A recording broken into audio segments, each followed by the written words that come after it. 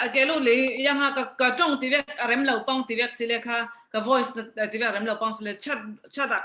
simme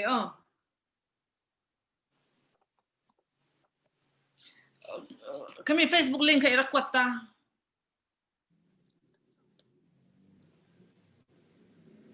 please send me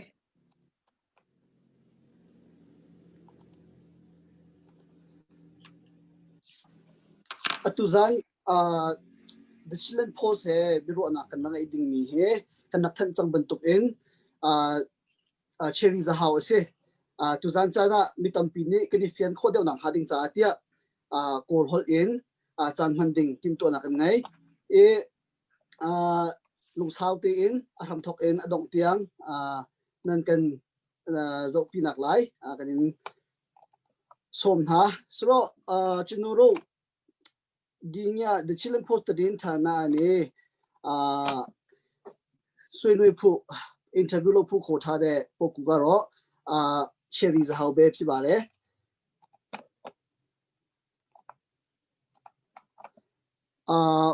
tu ga ro chinuro chin amyudami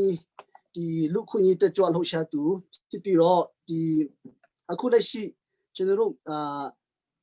Myanmar nanga ma di project 249 so that the project ma to a country program coordinator lo ni da phit ba le so ro di tu ro di mamlo kim ma di chin lukhuni te chwa lo sha tu phit pi ro amyudami khuni twet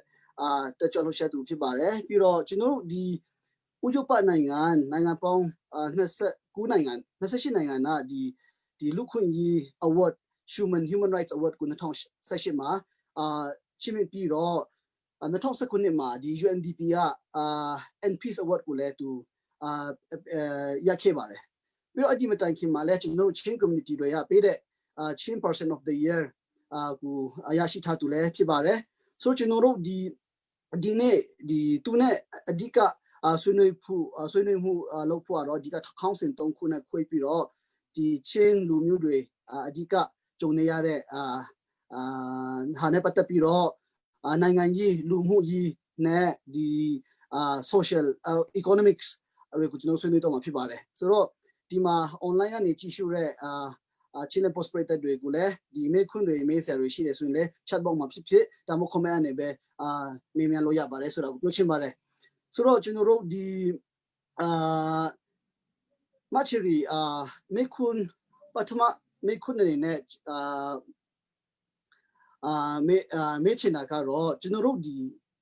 နိုဝင်ဘာ10ရက်နေ့မှာကျင်းပမဲ့လာမယ့်ရွေးကောက်ပွဲအနေနဲ့ကျွန်တော်စပြီးမေချင်ပါတယ်ဆိုတော့ဒီမှာဒီ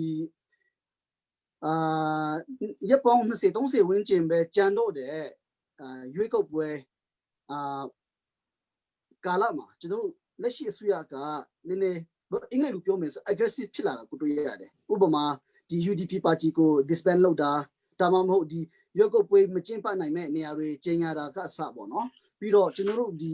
တမနာရုံးကနေထုတ်ပြန်ကြေညာချက်ထုတ်လုပ်တာဟာတွေဒီရှိဒီစေဥပဒေတွေကိုကူးကားပြီးတော့သူတို့ဒီလုပ်နေတာဟာတွေထုတ်ပြန်ကြေညာချက်ထုတ်နေတာတွေ့ရတယ်ဆိုတော့အဲ့ဒီဟာကိုCheery ကဒီကျွန်တော်မြန်မာနိုင်ငံ the whole country as a whole လှုပ်ရှားနေတဲ့လူကြောက်အနေနဲ့ဒီချင်းတွေအတွက်အဓိကဒီချင်း post ကိုကြည့်ရှုတဲ့ပရိသတ်တွေအတွက်ချင်းချုံလေးနဲ့တုံးတက်ပေးလို့ရမလားဆိုတာကိုကျွန်တော်ပထမဆုံးမေးခွန်းနဲ့မေးချင်ပါတယ်ဟုတ်ကဲ့မနေ့တနေ့ကနေဒီကျမတို့ UEC ကနေရခိုင်ပြည်နယ်ကုမြို့နယ်ရှမ်းပြည်နယ်ကချင်ပြည်နယ်ကရင်ပြည်နယ်မွန်ပြည်နယ်မကွေးတိုင်းဆိုတော့ပြည်နယ်အနေနဲ့တွက်မယ်ဆိုလို့ရှိရင်ကယားပြည်နယ်နဲ့ချင်းပြည်နယ်ပဲမပါဘူးပေါ့နော်၅ပြည်နယ်လုံးပါသွားတယ်ပဲခူးတိုင်းပါသွားတယ်ဆိုတော့ဒီနေရာတွေမှာရွေးကောက်ပွဲမလုပ်လို့မရတဲ့ရွေးကောက်ပွဲကို cancel လုပ်မယ်ဆိုတဲ့ချက်တွေသွားကြုံရသွားတာကျမတို့တွေ့ရတယ်ဒီချက်ကိုကျမတို့ကြည့်မယ်ဆိုလို့ရှိရင်ဒီdata တွေမှာရှိနေတဲ့နော်ကျမတို့တိုင်းသားလူမျိုးတွေရဲ့နိုင်ငံရေးအခွင့်အရေးနိုင်ငံသားအခွင့်အရေးကိုမလေးစားတာကြတာဖြစ်တယ်ဥပမာဆိုလို့ရှိရင်ကျမတို့လူခွင့်ရေးရှုထောင့်အနေနဲ့ကြည့်မယ်ဆိုလို့ရှိရင် Universal Declaration of Human Rights လို့ခေါ်တဲ့အပြည်ပြည်ဆိုင်ရာလူခွင့်ရေးကြေညာစာတမ်းမှာ နော်ပုံမှန်19ကနေ20တိကနိုင်ငံသားတွေရဲ့ခွင့်ရေးနိုင်ငံရေးခွင့်ရေးတွေပါထားပြီးသားဖြစ်တယ်လူတိုင်းကမဲပြပိုင်ခွင့်ရှိရမယ်ဆိုပြီးပြောထားတာဖြစ်တယ်လူတိုင်းကကိုယ့်ရဲ့လူရှင်တဲ့ပါတီကိုယ့်ရဲ့နှစ်သိမ့်တာပါတီမှာလွတ်လပ်ပါဝင်ခွင့်ရှိရမယ် association တွေမှာပါဝင်ခွင့်ရှိရမယ်ဆိုပြီးရေးသားထားတာဖြစ်တယ်လူတိုင်းဟာ candidate အနေနဲ့နော်ကိုစားပြုသူအနေနဲ့ဝင်ရှင်ပြိုင်နိုင်တယ်ဆိုပြီးရေးထားတာဖြစ်တယ်ဆိုတော့ဒီဟာတွေကိုအခုအနေကြည့်မယ်ဆိုလို့ရှိရင်ပြည်သူလူထုတွေရဲ့မဲပြီးပိုင်ခွင့်အခြေခံနိုင်ငံသားခွင့်ရေးနိုင်ငံရေးအခွင့်အရေးကိုလည်းချိုးဖောက်ရရောက်တယ်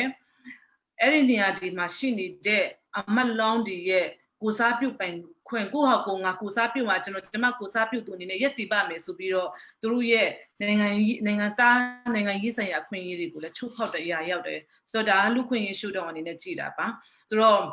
ဒီဟာဒီပို့ရိုးစဉ်းစားလို့မရဘူးဒါဟာဒီနိုင်ငံတကာအဆင့်ထိကိုလည်းရောက်ပြီးတော့မှဒီဟာဒီလူခွင့်ရေးချိုးဖောက်မှုတစ်ခုဖြစ်တယ်လို့ဆိုတာကိုကျမတို့မှတ်သားဖြစ်ဖို့ပြောကြဲလောင်ပြောဖို့လိုအပ်ပါတယ်ပြီးလို့ရှိရင်ဒီနေရာတွေကိုကျမတို့ပြန်ကြည့်မယ်ဆိုလို့ရှိရင်ကျမတို့တိုင်းသားဒေသတွေဖြစ်တယ်ဒီတိုင်းသားဒေသတွေမှာဒီလိုမျိုးမဲယုံတွေကိုပြန်ပြီးတော့ cancel ပြန်လုပ်လိုက်ခြင်းအပြင်ကျမတို့တိုင်းသားတွေအနေနဲ့ democratic right လို့ခေါ်တဲ့ကျမတို့ရဲ့ democracy ပိုင်းဆိုင်ရာအခွင့်အရေးတွေကိုစားပြုမှုတွေကအင်မတန်မှရှုံသွားတာဖြစ်ပါတယ်ဆိုတော့လာမယ့်9နှစ်မှာဒီဒေသတွေဒီမြို့နယ်တွေမှာရှိနေတဲ့ပြည်သူလူထုကိုဘယ်သူကကိုစားပြုမှာလဲ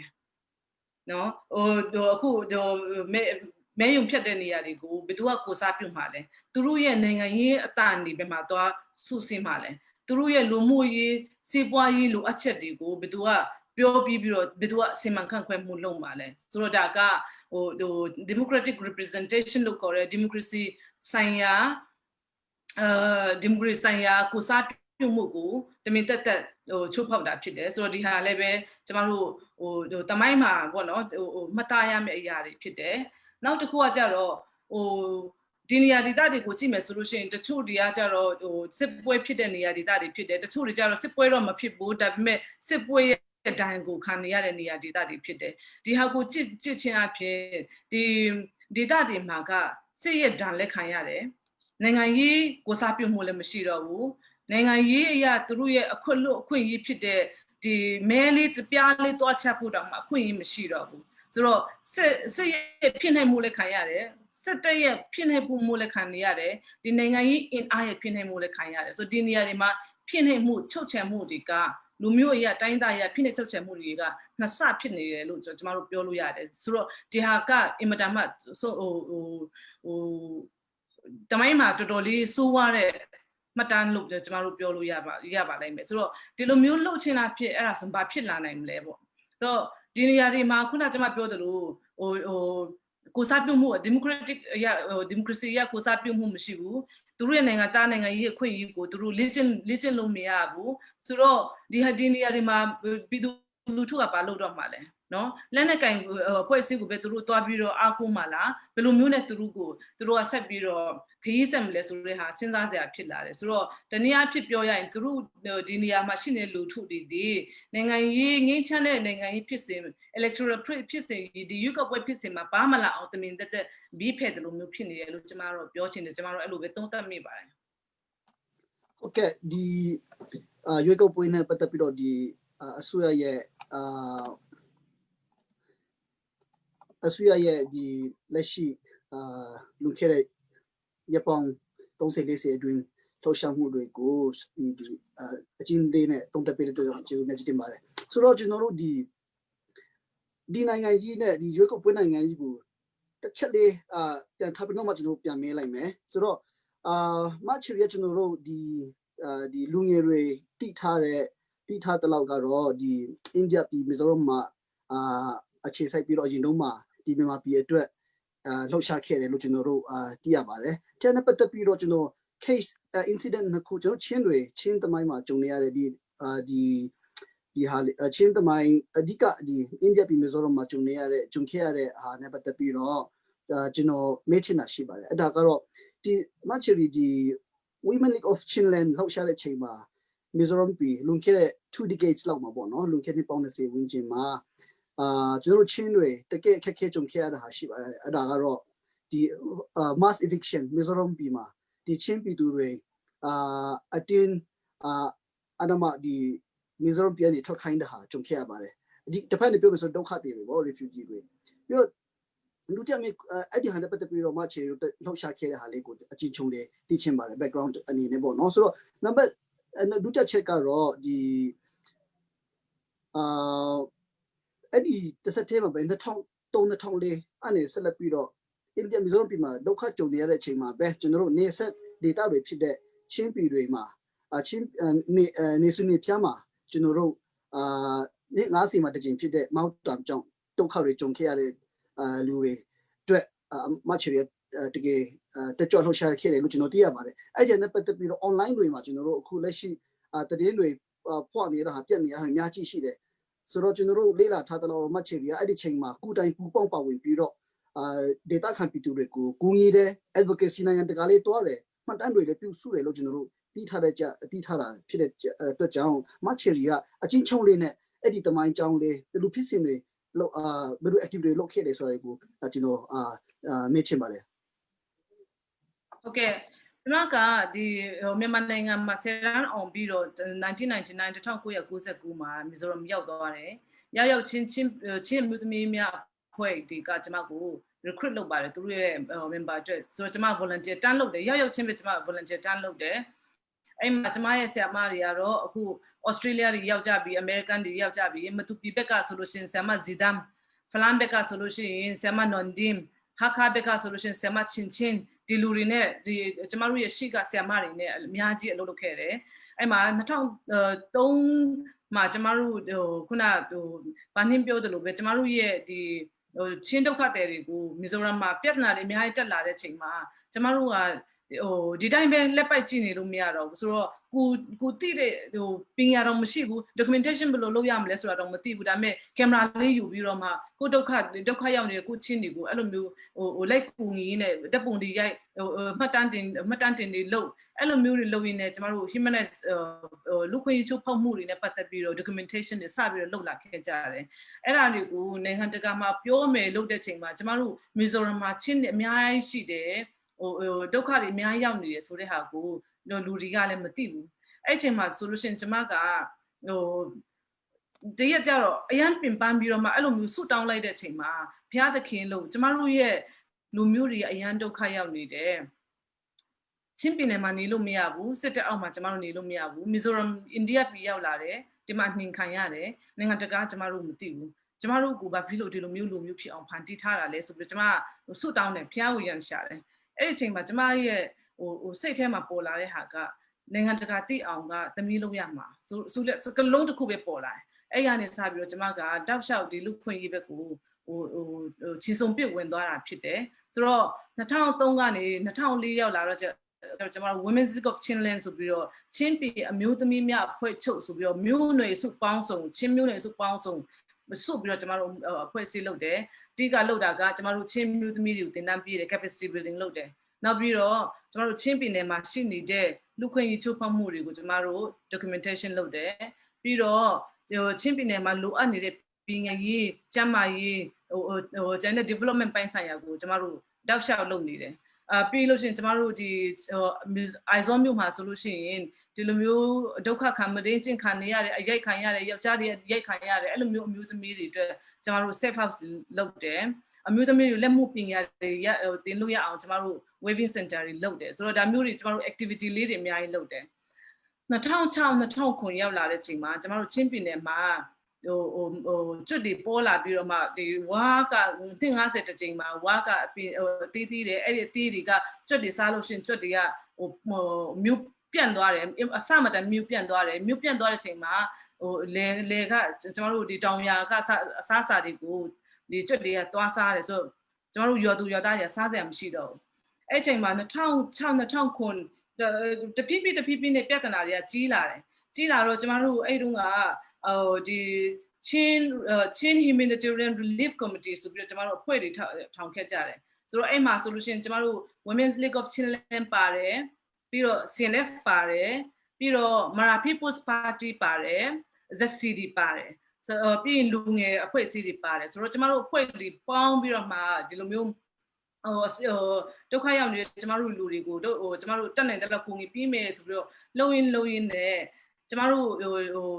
ပတ်စံရှာဖို့အတွက် fundraising လုပ်ဖို့ရန်အတွက်ဆိုပြီးတော့ကျမနဲ့ COVID တာကို UK မှာတွားပြီးတော့ advocacy တွားလုပ်ခိုင်းတယ်ဆိုတော့ကျမတို့ဇူလိုင်လ2008မှာအဲ့ဒီအချိန်မှာကျမတို့ advocacy တွားလုပ်တယ်အဲ့ဒီအချိန်မှာဆိုလို့ရှိရင်ကျမတို့တွေကအဲ့ဓာတ်ပုံလေးနဲ့တကွအကုန်လုံးတွားပြီးတော့မှအစည်းအဝေးတွေလုပ်တယ်အဲ့မှာ UK ရဲ့ဒီနိုင်ငံခြားရေးဌာနအောက်ကရှိနေတဲ့ဒီ Development International နိုင်ငံတကာထောက်ပံ့မှုကိုကိုင်နေတဲ့ DFID ဆိုတဲ့ဌာနရှိတယ်အဲ့ DFID ဆိုတဲ့ဌာနကနေကျွန်တော်တို့ရဲ့လွှတ်တော်အမတ်တွေကိုအရင်စည်းရုံးပါသူတို့ကနေလွှတ်တော်ကနေပိတ်ဆံပေါ့နော် budget allocation လုပ်တယ်ဆိုလို့ရှိရင်ကျွန်တော်တို့ပြီးပါမယ်ဆိုပြီးကျမတို့ပြောတယ်အဲ့ချိန်မှာကျမတို့ကလွှတ်တော်အမတ်တွေကိုထပ်ပြီးတော့စည်းရုံးရေးတွေဝင်တယ် advocacy လုပ်တယ်နောက်ကြတော့ကျမတို့ကိုမီလီယံနဲ့ချီပြီးတော့ပိတ်ဆံပြီးမယ်ဆိုပြီးတော့ကြုံရလာတယ်ဆိုကျမတို့ရဲ့အောင်မြင်မှုပေါ့နော်အဲ့ချိန်မှာရန်ကုန်မှာရှိနေတဲ့ဒီအဖွဲ့အစည်းတော်တော်များများ development လုပ်နေတဲ့အဖွဲ့အစည်းတော်တော်များများကချင်းပြည်နယ်မှာအဲ့လိုမျိုးမောက်တမ်းဖြစ်နေတယ်နော်ဝါနဲ့ကျွတ်တွေနဲ့အကြောင်းမို့ဒီလူတွေဒုက္ခရောက်နေတယ်ဆိုတဲ့ဟာကိုစနစ်တကျ documentation တွေမရှိတဲ့ခါကျတော့သူတို့တွေကမသိဘူးကျမတို့ advocacy တွားလုပ်ပြီးတော့မှ British အစိုးရကပိတ်ဆံပြီးမယ်လုပ်တဲ့ချိန်မှာအများကြီးပဲလူတွေ proposal တင်လာကြတယ်အဲ့လိုမျိုးပေါ့ကျမတို့ကတော့အဲ့တုန်းကချင်းပြည်နယ်ကနေချင်းပြည်နယ်ကိုစံစပါးတွေအဓိကရောက်ဖို့အဓိကပဲရန်ကုန်ကနေပဲတွား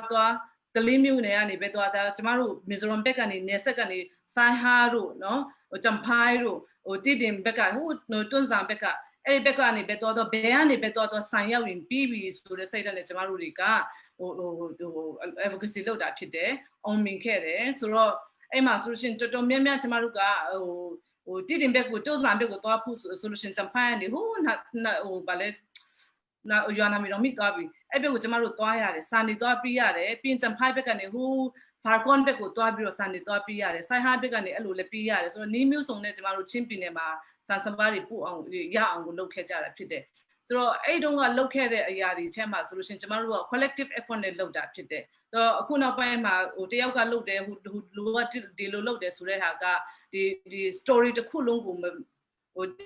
အကုန်လုံးပါဝင်တဲ့လှုပ်ဆောင်မှုကိုမပြောဘဲနဲ့လူတဦးချင်းစီရဲ့လှုပ်ဆောင်မှုတွေပဲဒီရဲ့ပိုင်းမှာ highlight လုပ်တာတွေ့ရတယ်ဆိုတော့ကျမတို့တကယ်ပိတ်ဆံရအောင်တွားတောင်းခဲ့တာဒီကျမကိုယ်တိုင်ရဲ့ Ovita ရဲ့ဖြစ်တယ်ကျမတို့ကိုစားပြုတာဒီအဲ့ဒီတုန်းကချင်း humanitarian and relief committee ကိုကျမတို့ကိုစားပြုပြီးတော့တွားခဲ့တာဖြစ်တယ်ဒါအတူချုံးပေါ့အဲ့ဒီထဲမှာဇလန်တွေကတော့အများကြီးပဲဟုတ်ကဲ့ကျေးဇူးများချစ်တင်တယ်ဒီဟုတ်ကဲ့ဒီလူအပ်တဲ့ဆိုတော့ကျွန်တော်ပြန်ပြီးတော့အဲ့ဒီအချက်ကိုမေ့ချင်တာတွေတော့ရှိပါတယ်ဒီဥပမာကျွန်တော်တို့ချင်းလန်ကာဒီမှာအဲ့ဒီချိန်တုန်းကအင်္ဂလိပ်လူရေးသားထားတဲ့ပေါ်ပြထားတာတွေလည်းကျွန်တော်တို့တွေ့ခဲ့တာတွေရှိတယ် research လုပ်ရင်တော့ဖတ်လို့အခုချိန်ထိလည်းရတာတွေများကြီးရှိပါတယ်မချေတဲ့ပုံတွေလည်းတွေ့ရပါတယ်ဆိုတော့ဒီဟာကကျွန်တော်တို့ဒီ target ပြီးတော့ကျွန်တော်တို့ဒီလက်ရှိအခြေအနေကိုကျွန်တော်ပြန်ပြီးတော့အမေ့ချင်ပါတယ်အဲ့ဒီတုန်းက advocacy နဲ့မချေဒီနေ့ဒီချိန်ထိလူခွင့်ကြီးနဲ့ဒီအမျိုးသမီးခွင့်ကြီးနဲ့အခုလက်ရှိလုပ်နေတာဟာတွေဘယ်လိုဆက်ဆက်မှုရှိတယ်ဆိုတာကျွန်တော်မေ့ချင်ပါတယ်ဆိုတော့ခုနမချေရဲ့ဒီ human rights activism timeline ကမနေ့တော့နှစ်ပေါင်းများစွာဖြစ်နေပြီပေါ့အဲ့ဒီအထဲမှာမချေရဲ့အတွက်ဘယ်ဟာအခက်ခဲဆုံးဥပမာ challenge biggest challenge လို့ထင်တဲ့ဟာပေါ့ဥပမာအခုနအမချေပြောတော့တာဟာဒီမောက်တန်ဖြစ်ကိုမှတ်တမ်းတင်ရတယ်လူခွင့် background မရှိဘဲနဲ့လည်းဓာတ်ပုံတွေရက်တော့လောက်ရတယ်ဆိုတာဟာပြီးတော့ UK မှာတွားပြီးတော့ဒီပိုဗီတာနဲ့ CHR ကိုစားပိုဗီတာနဲ့ UK နိုင်ငံမှာတွားပြီးတော့ lobby တွေတွားလို့ရတယ်ဆိုတာဟာတွေမှာဒီမချေရဲ့အတွက်ကျွန်တော်မသိတဲ့ဟာတွေအများကြီးရှိနေတယ် challenges biggest challenges တစ်ခုနှစ်ခုလောက်ကိုပြောပါဆိုရင်ဘယ်ဟာဖြစ်မလဲအဲ့ဒါလေးကိုကျွန်တော် personal experience နဲ့ကျွန်တော်ပြောစေချင်ပါတယ်ဟုတ်ကဲ့2003ကနေဒီ2008ပတ်ဝန်းကျင်ဟာဆိုလို့ရှိရင်ကျမတို့ဒီချင်းပြည်နယ်မှာစစ်တပ်ဒီလည်းအများများတယ် လူခွင့်ရေးတွေဆိုလို့လူခွင့်ရေး UDHR စာအုပ်လေးကိုင်ရင်တောင်မှခုနအပြည်ပြည်ဆိုင်ရာလူခွင့်ချင်းရစာတမ်းလေးကိုင်ရင်တောင်မှဖားနိုင်တဲ့အခြေအနေဖြစ်တယ်ပြီးလို့ရှိရင်ခုနမောက်တာလိုမျိုးအစားငါခေါင်းပါမှုတွေဖြစ်နေတဲ့အရာတွေလည်းပဲအဲ့တော့ကတော့ SPDC ပေါ့နော်ကျမတို့ရဲ့အစိုးရကအခုလိုမျိုးအစိုးရမဟုတ်သေးဘူးစစ်တဲ့အစိုးရဖြစ်တယ်ဆိုတော့သူတို့တွေကဒါတွေကိုကဘာတိအောင်သိစစ်ချင်တာမဟုတ်ဘူးအဲ့တော့ကျမတို့ကအဲ့လိုမျိုး documentation တွားလုပ်တဲ့အချိန်မှာကျမတယောက်တည်းမဟုတ်ဘူးကျမရဲ့အဖွဲ့သားတွေအကုန်လုံးအဲ့ဒီ committee ထဲကနေဟို CHR တော့အဖွဲ့သားတွေရောကျမတို့ Women's League of Chinland ရဲ့အဖွဲ့သားတွေရောကျန်တဲ့အဖွဲ့အစည်းတွေရဲ့ဟိုဒီဟို volunteer တွေရော staff တွေရောအတွက်ကအကုန်လုံးအန်တယ်ရှိတယ်ဆိုတော့ဒီလိုမျိုးအန်တယ်တွေကြားထဲမှာကျမတို့က documentation တွေတွားယူရတာဖြစ်တယ်တခါတလေကျတော့ဒီစစ်တပ်ကဟိုဘက်ရွာရောက်ရင်ကျမတို့ကဟိုဒီဘက်ရွာအဲ့လိုပြန်ရှောင်းအဲ့လိုမျိုးတွေအများကြီးပဲတနေရာနဲ့တနေရာတွားဖို့ဆိုလို့ရှိရင်လုံခြုံရေးအရာဟိုတော်တော်လေးကိုစီစဉ်ရတာရှိတယ်ဆိုတော့ဟိုကျမရဲ့အခြေအနေကတော့အဲ့တုန်းကလည်းပဲကျမကိုတောက်လျှောက်လိုက်ရှာနေတယ်ဟိုဆိုတော့ပူပြီးတော့မှတတိထားရတာပေါ့နော်တွားရတာလာရတာချင်းပြည်နယ်မှာဆိုတော့အဲ့ဒါကလုံခြုံရေးရခက်ခဲနေတဲ့အရာတွေဖြစ်တယ်ဒီကျန်တဲ့ဟိုအရာတွေကတော့တအားကြီးခက်ခဲတဲ့နေရာတွေလို့တော့မရှိဘူးဒီလုံခြုံရေးအရန်ခက်ခဲတယ်ပြီးလို့ရှင်ကျမတို့ခုနဟိုပိုက်ဆံကရလာပြီ committee စင်မှာလည်းပိုက်ဆံရှိလာပြီဒါပေမဲ့ distribution လုပ်နေတဲ့အချိန်မှာဟိုကျမတို့ကိုမီဇိုရမ်အစိုးရကခွင့်ပြုတယ်သူတို့ရဲ့ဟိုသူတို့စင်မှာလည်းအိမ်မောက်တာမျိုးရှိတယ်ကျမတို့မတိုင်ခင်မှာဒါပေမဲ့သူတို့ကကြတော့ဒီမိုကရေစီအစိုးရအောက်မှာဆိုတော့ဟို9နှစ်လောက်ကိုသူတို့စာနေတူနှောင်ထားတယ်ကျမတို့လူမျိုးမဟုတ်ဘူးကျမတို့နိုင်ငံလူမျိုးမဟုတ်ဘူးသူတို့က9နှစ်လောက်ကိုသူတို့စာတူနှောင်ထားတဲ့ခါကျတော့မောက်တာမလည်းပြီးတော့အဲ့တူနှောင်ထားတဲ့အစားအစာတွေကကြံသေးတယ်စာနေကကြံသေးတယ်ဆိုတော့ကျမတို့ကိုဇီးပုတ်ပုတ်နဲ့ပြီးဝယ်တယ်ကျမတို့ကအဲ့ဒါကိုနေဆက်ကနေတစ်ဆင့်ဖြန့်ဝယ်ရတာဖြစ်တယ်ဆိုတော့အဲ့လိုဖြန့်ဝယ်နေတဲ့အချိန်မှာလည်းပဲခုနအများကြီးကျမတို့ဟိုလီထဲမူထဲဟိုမြေပြူတဲ့ကြားတဲ့ကနေလမ်းမရှိတဲ့ကြားတဲ့ကနေကျမတို့အများကြီးဟိုလုပ်ရတာဖြစ်တယ်အဲ့ဒီထဲမှာကျမတို့ဒီတကယ့်ကိုသူရဲကောင်းဖြစ်တဲ့ပါလင်းဆိုတာ CHR ရဲ့ဟိုဝန်ထမ်းတယောက်လည်းဖြစ်တယ်သူဆိုလို့ရှိရင်စံတေးရင်းနဲ့ဟိုအဲ့လိုလှုပ်သွားတဲ့အချိန်မှာရည်ကြီးနေတဲ့အချိန်ဆိုတော့အဲ့မှာရည်ထဲမျိုးပါသွားပြီးတော့ဟိုအသက်တောင်ဆုံးသွားတာဖြစ်တယ်ဆိုတော့တကယ်အဲ့လိုမျိုးပြီးဆက်အသက်တောင်မှပြီးဆက်ပြီးတော့မှလှုပ်ခဲ့တဲ့ချင်းပြည်သူတွေဟိုကျမတို့ဒုက္ခရောက်နေတဲ့ကျမတို့ချင်းရွာကလူတွေကိုဟိုထောက်ပံ့ပေးတဲ့ကျမတို့ရဲ့လူတွေရှိတယ်ဆိုတော့ဒါတွေကလည်းပဲအခုနေ့ချိန်မှာဟိုကျမတို့ကဒါတွေကိုမချင်းမွန်းနေပြီမဲ့လည်းပဲကျမတို့တမိုင်းမှာဒါတွေကမမိတင်ဘူးဆိုတာလည်းကျမကပြောချင်တယ်ဆိုတော့ပြောချင်တာက distribution လုပ်တဲ့ချိန်မှာလည်းပဲအခုလိုမျိုး cycle တော့တွားလို့မရဘူးကျမတို့မင်းနေနဲ့တွားရတာဖြစ်တယ်အင်မတန်မှဟိုခက်ခဲတဲ့ကျန်းသားနဲ့လမ်းနဲ့ကျမတို့ဒီစာနေကိုပို့ရတာဖြစ်တယ်ဆိုတော့ဒါလည်းမျိုးတွေခက်ခဲတွေတော့ရှိတာပေါ့ဟုတ်ကဲ့ဒီလူနဲ့ဒီ2000ဒီCheeryဒီ human right ဒီ line ပေါ်မှာရောက်ပြီးတော့ပြည်သူတွေအတွက် humanitarian လူသားချင်းစာနာထောက်ထားပြီးတော့ထောက်ရှားပြီးတော့အခုဒီမှာမြန်မာပြည်မှာအပြောင်းလဲ2010နဲ့ဖြစ်လာတယ်2010 15 20အခု20ကျွန်တော်ရောက်ပြီပေါ့ဒီကာလမှာCheeryကအဲ့ဒီအနာရှင်ပေါ့စစ်အစိုးရခက်ကြတဲ့ကနေအခုအပြောင်းလဲဒီ transitioning အစိုးရမှာအပြောင်းလဲကာလမှာCheeryကဒီအလုပ်ကိုပဲလုပ်ပြီးတော့နိုင်ငံကြီးလူခွင့်ကြီးဖက်ကိုပဲလုပ်နေပြီးတော့အဓိကလှုပ်ရှားနေတာကိုကျွန်တော်တွေ့ရတယ်အဲ့ဒီအတွက်ကြောင့်ပဲဒီ human rights watch ပဲကျွန်တော်တို့ဒီချေမျိုးသမီးတယောက်အနေနဲ့အများကြီးဒီရပေးတဲ့အတွက်ကြောင့်ပဲကျေးဇူးများကြီးတင်နေဆိုတော့ဒီကနေပြောချင်တယ်ဆိုတော့2010 2015ပြီးတော့ကြားဖက်ရုပ်ကပွဲတွေမှာပြီးတော့Cheeryကိုတိုင်လဲcandidate လို့ပြောဝင်ပြိုင်ဖူးတယ်လို့ကျွန်တော်တို့တီးထားတာရှိတယ်ဆိုတော့အဲ့ဒီဟာကိုအခြေခံပြီးတော့ကျွန်တော်တို့2000ဒီ15 15နဲ့20ဒီ3ချိန်ကာလမှာမတူတဲ့ဟာကိုကျွန်တော်တို့တွေ့နေရတာများကြီးရှိတယ်အဲ့ဒီထက်ကဒီ2020အတိုင်းသားတွေတကယ်လှုပ်ရှားနေတာကိုတွေ့ရတယ်ပြီးတော့တချို့လူတွေ golden chance လို့လည်းပြောတဲ့လူတွေရှိတယ်ပေါ့ဆိုတော့ဒီဟာနဲ့ပတ်သက်ပြီးတော့Cheeryအမြင်မှာပေါ့နော်2010 15 20မတူတဲ့ဟာတွေပြီးတော့2020မှာဘယ်ဟာအရေးကြီးဆုံးဖြစ်မလဲပြီးတော့ဘယ်လိုမျိုးဒီရွေးကောက်ပွဲရဘယ်လိုမျိုး result တွေရရင်အကောင်းဆုံးဖြစ်မလဲဆိုတော့Cheery တုံးသက်ချက်တွေကိုကျွန်တော်တို့သိချင်ပါတယ် Okay. 2010မှာဟိုယူကပွဲလုတ်တုန်းကဆိုလို့ရှိရင်2009ကနေကျမတို့ဒီချင်းနေကြတဲ့မှာနိုင်ငံရေးပါတီထောင်မယ်ဆိုပြီးတော့ကျမတို့ဟိုရန်ကုန်မှာရှိနေတဲ့ချင်းတွေရောဒီချင်းပြည်နယ်မှာရှိနေတဲ့ချင်းခေါင်းဆောင်တွေရောရန်ကုန်မှာရှိနေတဲ့ချင်းခေါင်းဆောင်တွေရောတော်တော်များများဆွေးနွေးကြတယ်အဲ့ဒီထဲမှာလည်းပဲကျမကိုယ်တိုင်ကဟိုလူကိုယ်တိုင် meeting မတက်နိုင်ပေမဲ့အများကြီးနားဆွင့်ပြီးတော့မှအများနဲ့ဆက်သွယ်လူကြီးနဲ့ဆက်သွယ်ပြီးတော့မှနိုင်ငံရေးပါတီလှုပ်ဆောင်ဖို့အတွက်ကိုဟိုအားပေးခဲ့တယ်ကျမကိုယ်တိုင်ကအဲ့မှာဟို2010 party registration တွေလုပ်လာကြတယ်ပြင်ဆင်လာကြတယ်ယူကပွဲအတွက်အဲ့အချိန်တုန်းကဆိုလို့ရှိရင်ကျမမှတ်ရကဒီကျမဟိုနဲ့ဟိုပူပြီးတော့ဆက်သွယ်ပူများတာကချင်းတူတေးပါတီပေါ့ CPP ချင်း Progressive Party ကလူကြီးတွေနဲ့ကျမနဲ့ဆက်သွယ်အများကြီးရှိတယ်ဆိုတော့ဟိုတော်တော်များများက candidate တောင်မှလက်ရှာရတာမလွယ်ဘူးသူလူတွေထင်တာက1990ယူကပွဲမှာဟိုနိုင်ပြီးတော့မှအကုန်လုံးကထောင်ထဲရောက်တဲ့လူကရောက်ပြင်နှင်ခံရတဲ့လူပြပရောက်နေတဲ့လူကရောက်အဲ့လိုမျိုးတွေဖြစ်သွားမှာဆိုလို့တော်တော်များများကျမတို့ချင်းတွေကဟိုဝင်တော့မပါရဲကြဘူးပေါ့နော်သူတွေလည်းကောင်းပဲကျန်တဲ့လူတွေကလည်းပဲဒီရွေးကောက်ပွဲကမပါသင့်ဘူးဒီဟာကစစ်တပ်ရဲ့ plan တစ်ခုပဲဖြစ်တယ်ဆိုပြီးတော့တချို့တွေကလည်းပြောကြတာရှိတယ်နှစ်ဖက်စလုံးကိုကြည့်မယ်ဆိုလို့ရှိရင်လည်းမှန်တယ်အဲ့တော့ကျမတယောက်ရဲ့အမြင်ကဘာလဲဆိုလို့ရှိရင်ကျမတို့ကဒီစစ်တပ်ကသူ့ရဲ့ road map နဲ့သူသွားနေတယ်ဟို2008ဖွဲ့စည်းပုံအခြေခံဥပဒေလည်းဒါလည်းသူ့ road map ပဲဒါပေမဲ့ကျမတို့ရဲ့ဒီ democracy in အားစုတွေအနေနဲ့ကဟိုထောင်ထဲမှာရောက်တဲ့လူတွေကရောက်ပြပရောက်တဲ့လူတွေကရောက်ပြီးလို့ရှိရင် generation gap တွေရရှိဆိုတော့ movement အနေနဲ့ကျမတို့ platform တခြား platform တွေပြန်ပြီးတော့ဖန်တီးပြီးပို့ရန်အတွက်1988ကလိုမျိုးတွေဟိုလူထုလှုပ်ရှားမှုတွေပြန်လုပ်ဖို့ရန်အတွက်အင်မတန်မှအကျက်တေးတွေရှိလာတာတွေကျမတို့ဟိုပကတိအချင်းဖြစ်ခဲ့တယ်ပေါ့နော်အဲ့ဒါကြောင့်မို့ကျမရဲ့အထင်ကတော့ဟုတ်ပြီ2010ရွေးကောက်ပွဲဖြစ်လာမယ်ဆိုလို့ရှိရင်ကျမတို့ချင်းနေနေနဲ့ဝင်ပါဒီဘောင်ချင်းလင်းထဲမှာဟိုလုံနိုင်တဲ့အရာတွေကိုဆက်လုပ်ပါဒါပေမဲ့ဒီဘောင်တစ်ခုတည်းတည်းကျမတို့ရဲ့နိုင်ငံရေးလမ်းကြောင်းမဖြစ်သင့်ဘူးကျန်တဲ့လွတ်တော်ပင်ပ2008ဖွဲ့စည်းပုံအခြေခံဥပဒေအပင်ပမှာလည်းပဲကျမတို့ဒီနိုင်ငံရေးဟိုလှုပ်ရှားမှုနိုင်ငံလမ်းစဉ်တစ်ခုကျမတို့ဖန်တီးတင်တယ်ဆိုတဲ့အယူအဆနဲ့ကျမကပါတီကြီးကိုလည်းအားပေးတယ်ဒါပေမဲ့ဒီတစ်ခုတည်းကိုအားကိုးလို့မရဘူးဆိုတော့ကျမကအခံယူချက်ရှိခဲ့တယ်အဲအကြောင်းမို့အားပေးခဲ့တယ်ဝင်သွားကြတယ်ဝင်သွားပြီးတော့မှကျမတို့အဲ့တုန်းကပါတီချင်းပါတီနှစ်ခုပေါ့နော် CPP ရဲ့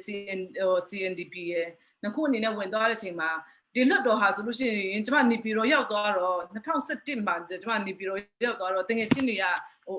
အရန်ဟိုတကယ်ချင်းတွေဆိုတခြားတိုင်းသားတွေရောတခြားလူတွေကအရန်ပြောင်းလာကြဒီလွတ်တော်ကချင်းလွတ်တော်ပဲတဲ့ဘာဖြစ်လို့လဲဆိုတော့ကျမတို့ချင်းကိုယ်စားလှယ်တွေကပြည်သူ့လွှတ်တော်မြို့သားလွှတ်တော်ကိုယ်စားလှယ်တွေကအများကြီးခွင့်နေမိတယ်အရန်ကိုတက်ကြွနဲ့ဒီ parliamentary process မှာပါဝင်နေတာတွေ့ရတယ်ဆိုတော့ဟို2010နဲ့15မှာကိုရီကအစိုးရမလုပ်နိုင်ခဲ့ပေမဲ့လွှတ်တော်ထဲမှာတော့အတန်နေတိုင်းထွက်လာတယ်တွေ့ရတယ်2015မှာတော့အားလုံးသိတဲ့အတိုင်းပဲဟိုတနိုင်ငံလုံးက NLD ကို chance ပေးမယ်အခွင့်အရေးပေးမယ် NLD ကနေဥဆောင်ပါစီဆိုပြီးတော့ကျမတို့ဟိုပြည်သူလူထုတွေကတခဲနဲ့ NLD ကိုအားပေးကြတယ်ဒါလည်းပဲဟိုဒီ9နှစ်အတွင်းမှာကျမတို့တွေ့နေရတယ်ဆိုတော့ဒီ NLD လည်းပဲခုနဟိုသူ့ရဲ့ဟိုလူချင်းတဲ့ပန်းနိုင်ကိုသူတချို့တဝက်တွေရောက်မှာပေါ့ဒါပေမဲ့ကျမတို့တိုင်းသားတွေအနေနဲ့ပြန်ကြည့်မယ်ဆိုလို့ရှိရင် Federal Land ကအခုထိပေါ်မလာသေးဘူးသူတို့လူချင်းတဲ့ Federal NLD လူချင်းတဲ့ Federal ဆိုတဲ့ဟာလည်းပဲသူတို့နဲ့အခုထိဟိုမတိချာမရဖြစ်နေတော့ပဲဆိုတော့ဒါမျိုးတွေဖြစ်နေတဲ့အတွက်ကြောင့်မို့ကျမတို့အနေနဲ့ကဒီ NLD တခုကိုထဲကိုလည်းပုံပြင်းလို့မရတော့ဘူးပုံအပ်လို့မရတော့ဘူးကိုဟာကိုပြန်လုပ်ရမယ်ဆိုပြီးတော့ကျမတို့ဒီ2020မှာဆိုလို့ရှိရင်CNLD အနေနဲ့ဟိုအင်မတန်မှဟိုချင်းပါတီတွေ၃ပါတီကိုပြန်ပေါင်းပြီးတော့ကျမတို့ CNLD အနေနဲ့လှုပ်ရှားနေတာဖြစ်တယ်ဆိုတော့ဒီလိုလှုပ်ရှားနေတဲ့အချိန်မှာကျမတို့ကလမ်းကြောင်းမျိုးနဲ့လှုပ်ရှားကြတာပေါ့တခုကကြတော့ကျမတို့ရဲ့နိုင်ငံရေးပန်းတိုင်းကျမတို့လိုချင်တဲ့ဟိုတိုင်းသားတန်းတူညီမျှမှုပူပိုင်ပြတ်ထန့်ခွင့်ဟိုရရှိမှုเนาะ Federal စနစ်တည်ထောင်ခြင်းဆိုတဲ့နေရာတွေကိုကျမတို့လိုချင်တယ်ကျမတို့သွားချင်တယ်အဲ့ဒါကြောင့်မို့လည်းပဲဟိုကျမတို့ကအခုလွှတ်တော်ထဲရောက်ဖို့ရန်အတွက်ကိုဒီ election process ထဲမှာဝင်ပါနေတာဖြစ်တယ်ဒါပေမဲ့ဒီဟာဒီနိုင်ငံရေးဟိုလမ်းကြောင်းတစ်ခုပဲဖြစ်တယ်ကျမတို့လွှတ်တော်ပြင်ပမှာလည်းပဲဒီ political movement နိုင်ငံရေးလှုပ်ရှားမှုတွေကဆက်လက်ပြီးတော့လုပ်ဖို့အင်မတန်မှလိုအပ်ပါတယ်ဆိုတော့အခုဆိုလို့ရှိရင်ကျမတို့ဒီချင်းပြည်နယ်မှာရောဒီစကိုင်းတိုင်း မကွေးတိုင်းရခိုင်ပြည်နယ်မှာတော့ကျမတို့ဒီဟို CNLD အနေနဲ့ဟိုလှုပ်ရှားမှုလေးတွေပါတီတွေစပြီးတော့တည်ထောင်တဲ့အချိန်မှာကျမအင်မတန်မှဝမ်းသာတယ်အဲ့ဒါဘာလဲဆိုလို့ရှိရင်အခုအသက်40အောက်ရှိတဲ့လူငယ်တွေကလွတ်တော်တစ်ခုတည်းကိုလည်းသူတို့မကြည့်တော့ဘူးတကယ်ကိုကျမတို့ချင်းလူမျိုးတစ်မျိုးအနေနဲ့ဘယ်ပန်းတိုင်ကိုသွားချင်တာလဲကျမတို့ရဲ့ political goal နော်နိုင်ငံရေးပန်းတိုင်ကျမတို့ရဲ့ political aspiration ကျမတို့မျှော်မှန်းထားတဲ့မသိစိတ်ခန့်နေတော့လူချင်းတဲ့မျှော်မှန်းထားတဲ့ဒီပန်းတိုင်ကြီးကိုကျမတို့သွားဖို့ရအတွက်လူငယ်တွေပိုင်းမှာအင်မတန်မှစိတ်အားချက်တန်တာတွေကိုတွေ့ရတယ်ဆိုတော့ဒါဒီလွတ်တော်ဒီဟိုလမ်းကြောင်းတစ်ခုပဲဖြစ်တယ်ဒီပန်းတိုင်ကိုမရောက်မချင်းကျမတို့ကသွားရမှာဖြစ်တယ်ဆိုတော့ဒီဒါကျမတို့အတွက်ကအင်မတန်မှကောင်းတဲ့အချက်လက်ပေါ့နော်ဒီလူငယ်တွေအပါလာတာဒီလိုမျိုးရေရှည်ကိုစဉ်းစားတဲ့လူငယ်ခေါင်းဆောင်တွေအများကြီးပါလာတာကကျမတို့အတွက်အင်မတန်မှအင်အားတစ်ခုဖြစ်တယ်ဒီလိုမျိုးပဲကျမတို့ဆက်ပြီးတော့သွားမယ်လွတ်တော်တစ်ခုတည်းကိုပဲကျမတို့သွားတာမဟုတ်ဘူးနောက်ဒါနဲ့ဆက်ပြီးတော့ကျမပြောရရင်2015မှာ NLD ဆိုရကတက်လာတဲ့အချိန်မှာကျမတို့ဘာသုံးသပ်လဲဆိုတော့ဟုတ်ပြီသူက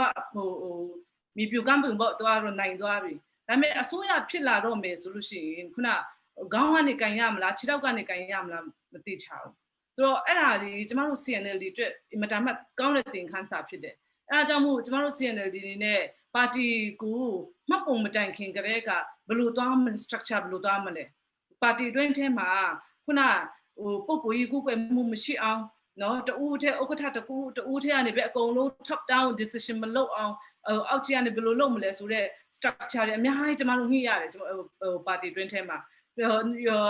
ပါတီထောင်ဖို့ရန်အတွက် CNLD ထောင်ဖို့ရန်အတွက်သဘောတူလာပြီးနောက်ပိုင်းမှာလည်းပဲကျမတို့မူ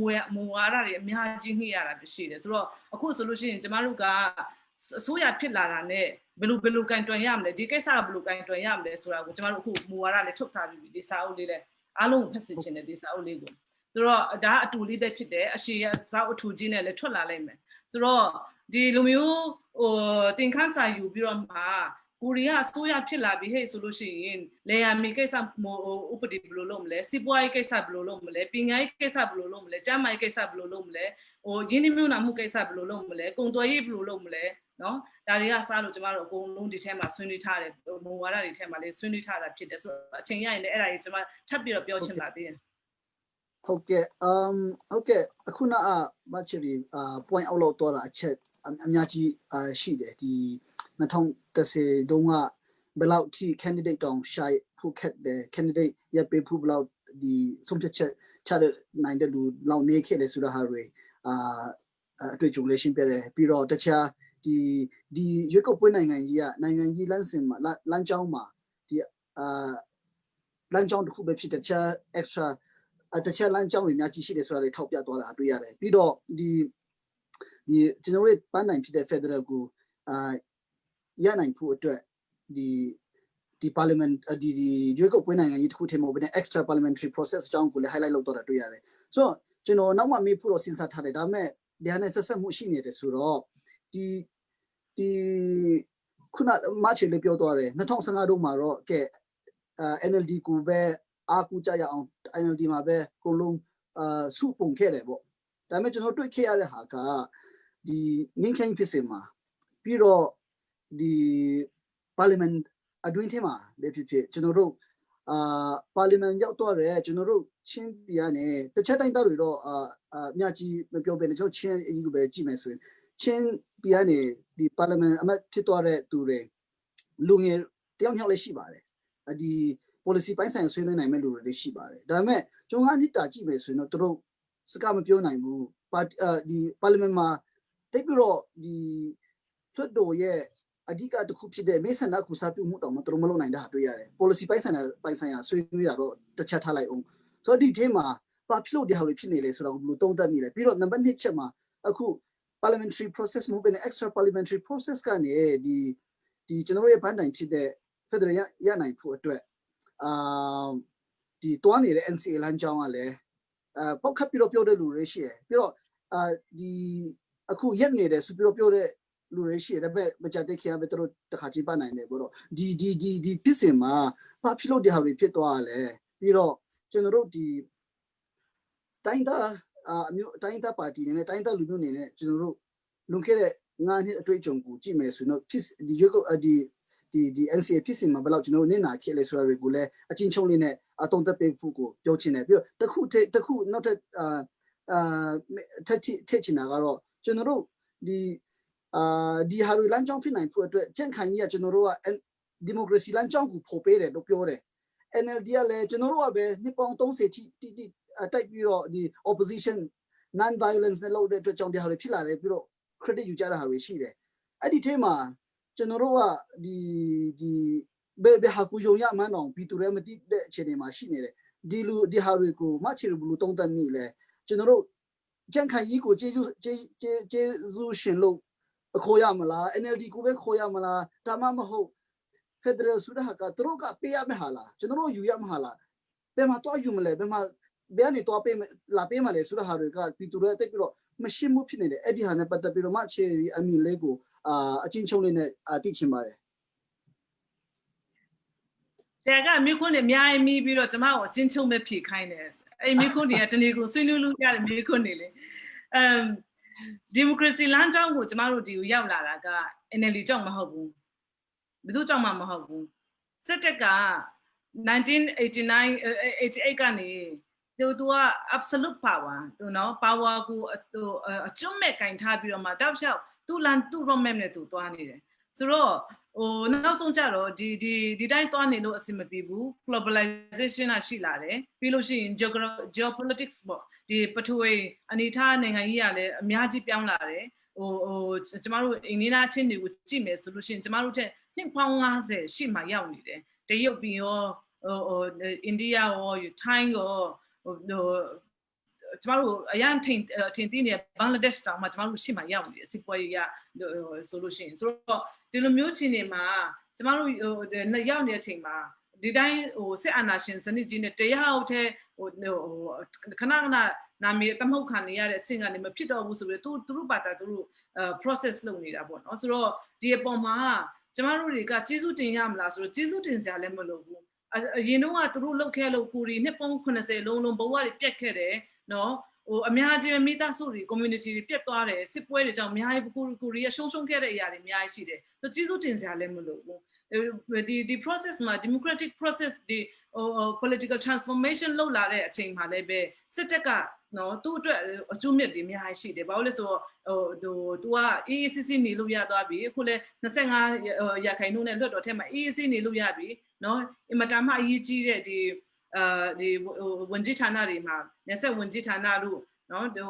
ကကွယ်ဝန်ကြီးဌာနတို့မှာသူ့ဟာသူ EACC နေလို့ရပြီဒီအုပ်ချုပ်ရေးရန်တရတစ်ခုလုံးရဲ့ bureaucracy တစ်ခုလုံးကိုလည်းပဲသူကထိတ်ကနေဂိုင်နေလို့ရပြီဆိုတော့သူ့အနေနဲ့က EACC ပဲနှစ်နေလို့ရပြီဆိုတော့ဒီဟာကိုလည်းပဲတကယ်မှာကြတော့ပြန်ပြီးအသုံးသက်ကြည့်မယ်ဆိုလို့ရှိရင်ဒီစစ်တပ်ကသူ့ရဲ့ power ကိုသူ့နေရာနဲ့သူမှနေပြီးတော့မှ EACC နေဘယ်လိုခေါ်မလဲသူ့အတွက်ကဒီနေရာကလုံခြုံတဲ့နေရာဖြစ်တယ်ဆိုတော့ဒီလိုမျိုးလုံခြုံတဲ့နေရာဖြစ်အောင်လည်းသူဖန်တီးထားတာဖြစ်တယ်ဆိုတော့ကြံတဲ့နေရာတွေမှာကိုလာပြီးတော့ကစားကိုင်းတာဖြစ်တယ်ဆိုတော့အကြီးဆုံးတင်စရာလည်းမလိုဘူး NLD ကလည်းပဲအမှတ်ယူစရာလည်းမလိုဘူးကြံ့ခိုင်ရလည်းအမှတ်ယူစရာလည်းမလိုဘူးဒီဟာကအရွေ့တစ်ခုရဲ့အပေါ်မှာပဲကျမတို့ကအကုန်လုံးလိုက်ရွေ့နေတာဖြစ်တယ်ဒါပေမဲ့နော်ဒီမှာအရေးကြီးတယ်ဒီစစ်အာဏာရှင်စနစ်ကိုတိုက်လာတဲ့နေရာမှာ NLD တစ်ခုတည်းမဟုတ်ဘူးအခုကျမတို့ CNLD ပါတီထဲမှာခေါင်းဆောင်လုပ်နေတဲ့လူတွေဦးငိုင်စပ်တို့ဦးစိုးစမ်းတို့ဦးနှုတ်ထန်ကပ်တို့အကုန်လုံးဒီ88ကနေတယောက်ကပါတီထောင်တယ်တယောက်ကဦးစိုးစမ်းဆိုရင်88ကျောင်းသားခေါင်းဆောင်တွေနဲ့ဝင်ပါတယ်ဦးငိုင်စပ်လို့ဆိုရှင် CNLD ကိုစပြီးတော့ထောင်ကြတယ်ဦးနှုတ်ထန်ကပ်ဆိုလို့ရှိရင်တောထဲမှာဒေါ်လာရင်းစပြီးတော့လက်နက်ကင်ဒေါ်လာရင်းဒီစပြီးတော့လုတ်ခဲ့ကြတယ်ဆိုတော့ဒီဟာတွေကိုအကုန်လုံးကြည့်မယ်ဆိုလို့ရှိရင်ဒီစစ်အာဏာရှင်စနစ်ကိုတိုက်ဖျက်ရေးမှာကျမတို့ချင်းခေါင်းဆောင်တွေအများကြီးပါတယ်ဆက်ပြီးတော့လည်းပါခဲ့တယ်အဲ့ဒီနောက်ပိုင်းမှာကျမတို့ရဲ့ generation ကျမတို့ခေတ်ရောက်လာတဲ့အချိန်မှာလည်းပဲခုနလူခွင့်ရေးတွေ community empowerment တွေနော်ပြည်သူလူထုတွေကိုလူခွင့်ရေးတင်တဲ့နေပြီးတယ်သူတို့ရဲ့အခွင့်အရေးတွေသိလာအောင်များပြောလာနိုင်အောင်ဒါမျိုးတွေကျမတို့ကတောက်လျှောက်လုပ်နေတယ်ဆိုတော့ဒီထဲမှာစစ်အာဏာရှင်ကိုတွန်းလှန်တဲ့နေရာတွေမှာပါတီတစ်ခုတည်းအဖွဲ့အစည်းတစ်ခုတည်းကလုပ်နေတာမဟုတ်ဘူးကျမတို့ချင်းနေတဲ့ level အခုလက်ရှိ CNL တွေမှာ ပါနေတဲ့လူတွေလည်းပဲထိတ်ဆုံးမှာပါနေခဲ့တဲ့လူတွေဖြစ်တယ်ဒါကိုကျမအနေနဲ့မမိသင့်ဘူးလို့ထင်တယ်ဆိုတော့ဒါဒီဒီမိုကရေစီဟိုဘယ်လိုမျိုးအများကြီးဆွေးနွေးကြတွေကတော့ဒါမဲ့ဟိုကျမဒီအဲ့ဒီကိစ္စတော့အဲ့မှာပဲထားလိုက်အောင်မယ်ခုနကျမဟိုလွတ်တော်တစ်ခုတည်းနဲ့မလုံလောက်ဘူးလွတ်တော်ပြင်ပနိုင်ငံရေးလှုပ်ရှားမှုတွေလုပ်မယ်ဆိုတဲ့နေရာမှာကျမတို့ကဒီ peace process တစ်ခုတည်းကိုကြည့်ရမှာမဟုတ်ဘူးအခု peace process မှာဆိုလို့ရှိရင်လည်းခုနအတွင်းထဲကသူတို့ရဲ့ရန်တရားတွေမှာအားနည်းချက်တွေအများကြီးရှိနေလို့ဟိုထင်ငေါ်နေတဲ့အရာတွေရှိတယ်เนาะဥပမာဆိုလို့ရှိရင်ကျမတို့အမေရိကန်ပြောနေတဲ့ Federal Democracy ကနေ Democracy ဖြစ်သွားတာမျိုးတွေကျမတို့အမေရိကန်ပြောနေတဲ့ဒီနိုင်ငံကနာမည်အသစ်ဖြစ်တဲ့ဆိုတော့ဟို Union of Myanmar ဆိုတဲ့ဟာကိုလည်းကျမတို့ပြောင်းတင်တယ်မြန်မာဆိုတာကလူမျိုးတစ်မျိုးတည်းကိုပဲကိုစားပြုတဲ့နာမည်ဖြစ်တယ်ဆိုပြီးတော့ကျမတို့တွေပြောခဲ့ကြတာတွေလည်းပဲဒီအတွင်းထဲမှာငင်းချင်းထဲမှာဆွေးနွေးတဲ့အချိန်မှာဒါတွေလည်းပဲအထင်ငေါ်တွေအများကြီးကြုံခဲ့ကြတယ်ပေါ့လူကြီးတွေကနော်ဆိုတော့ဒီငင်းချင်းတစ်ခုထဲနဲ့လည်းပဲကျမတို့ကဟိုမလုံလောက်ဘူးကျမပြောနေတဲ့ဒီနိုင်ငံကြီးအရွေ့ဆိုတာကကျမတို့အခုအခြေအနေကိုကြည့်မယ်ဆိုလို့ရှိရင်တော်တော်များများကျမဒါကချင်းကိုတဲ့ကိုကျမပြောတာဖြစ်တယ်အခုဆိုလို့ရှိရင်ကျမတို့ရဲ့ပြည်သူလူထုတွေထဲမှာကျမသုံးသပ်မိတာကပါဝါရှိတယ်ချမ်းသာတယ်ပညာတတ်တယ်အစိုးရအရာရှိဟောင်းကြီးတွေလုပ်တယ်ဒီလူတွေအကုန်လုံးက elite လို့ခေါ်တယ်အထက်တန်းစားလူတန်းစားတွေတော်တော်များများကအခုလက်ရှိပါဝါရဲ့အရွေ့အထဲမှာပဲသွားချင်တယ်ဒီ NLD ဒီစစ်တပ်ကလမ်းကြောင်းခင်းထားပြီးတဲ့ရွေးကောက်ပွဲဒီအစိုးရရန်တရားမှာ NLD သွားနေတယ်လို့ပဲသူတို့လည်းသွားချင်တယ်ဒါပေမဲ့ဒီ elitism ကိုတဖြည်းဖြည်းနဲ့ဆန့်ကျင်လာတဲ့အရာတွေလည်းကျမတို့တွေ့ရလိမ့်မယ်ဖြစ်တယ်ဆိုတော့ဗမာပြည်နယ်လုံးမှာလည်းဒါတွေကမဖြစ်မနေပေါ်လာမယ့်ကိစ္စတွေဖြစ်တယ်ဆိုတော့ဒီကျမတို့ချင်းဒီရွေးကောက်ပွဲတော်တွဲမှာလှုပ်ရှားမှုကိုကျမကြည့်မယ်ဆိုလို့ရှိရင်လည်းပဲချင်းပါတီလို့ခေါ်တဲ့ CNLD ကိုအားပေးနေတဲ့လူတွေဒီတာမန်လူထုတွေဖြစ်တယ်ခုနpower အာဏာအကြီးကြီးတွေကင်ထားတဲ့လူတွေမဟုတ်ဘူးအင်မတန်မှချမ်းသာပြီးတော့မှလုပ်ငန်းတွေအများကြီးလုပ်နေတဲ့ ချင်း crony တွေပေါ့နော်အသေးစားလေးတွေလည်းမဟုတ်ဘူးဆိုတော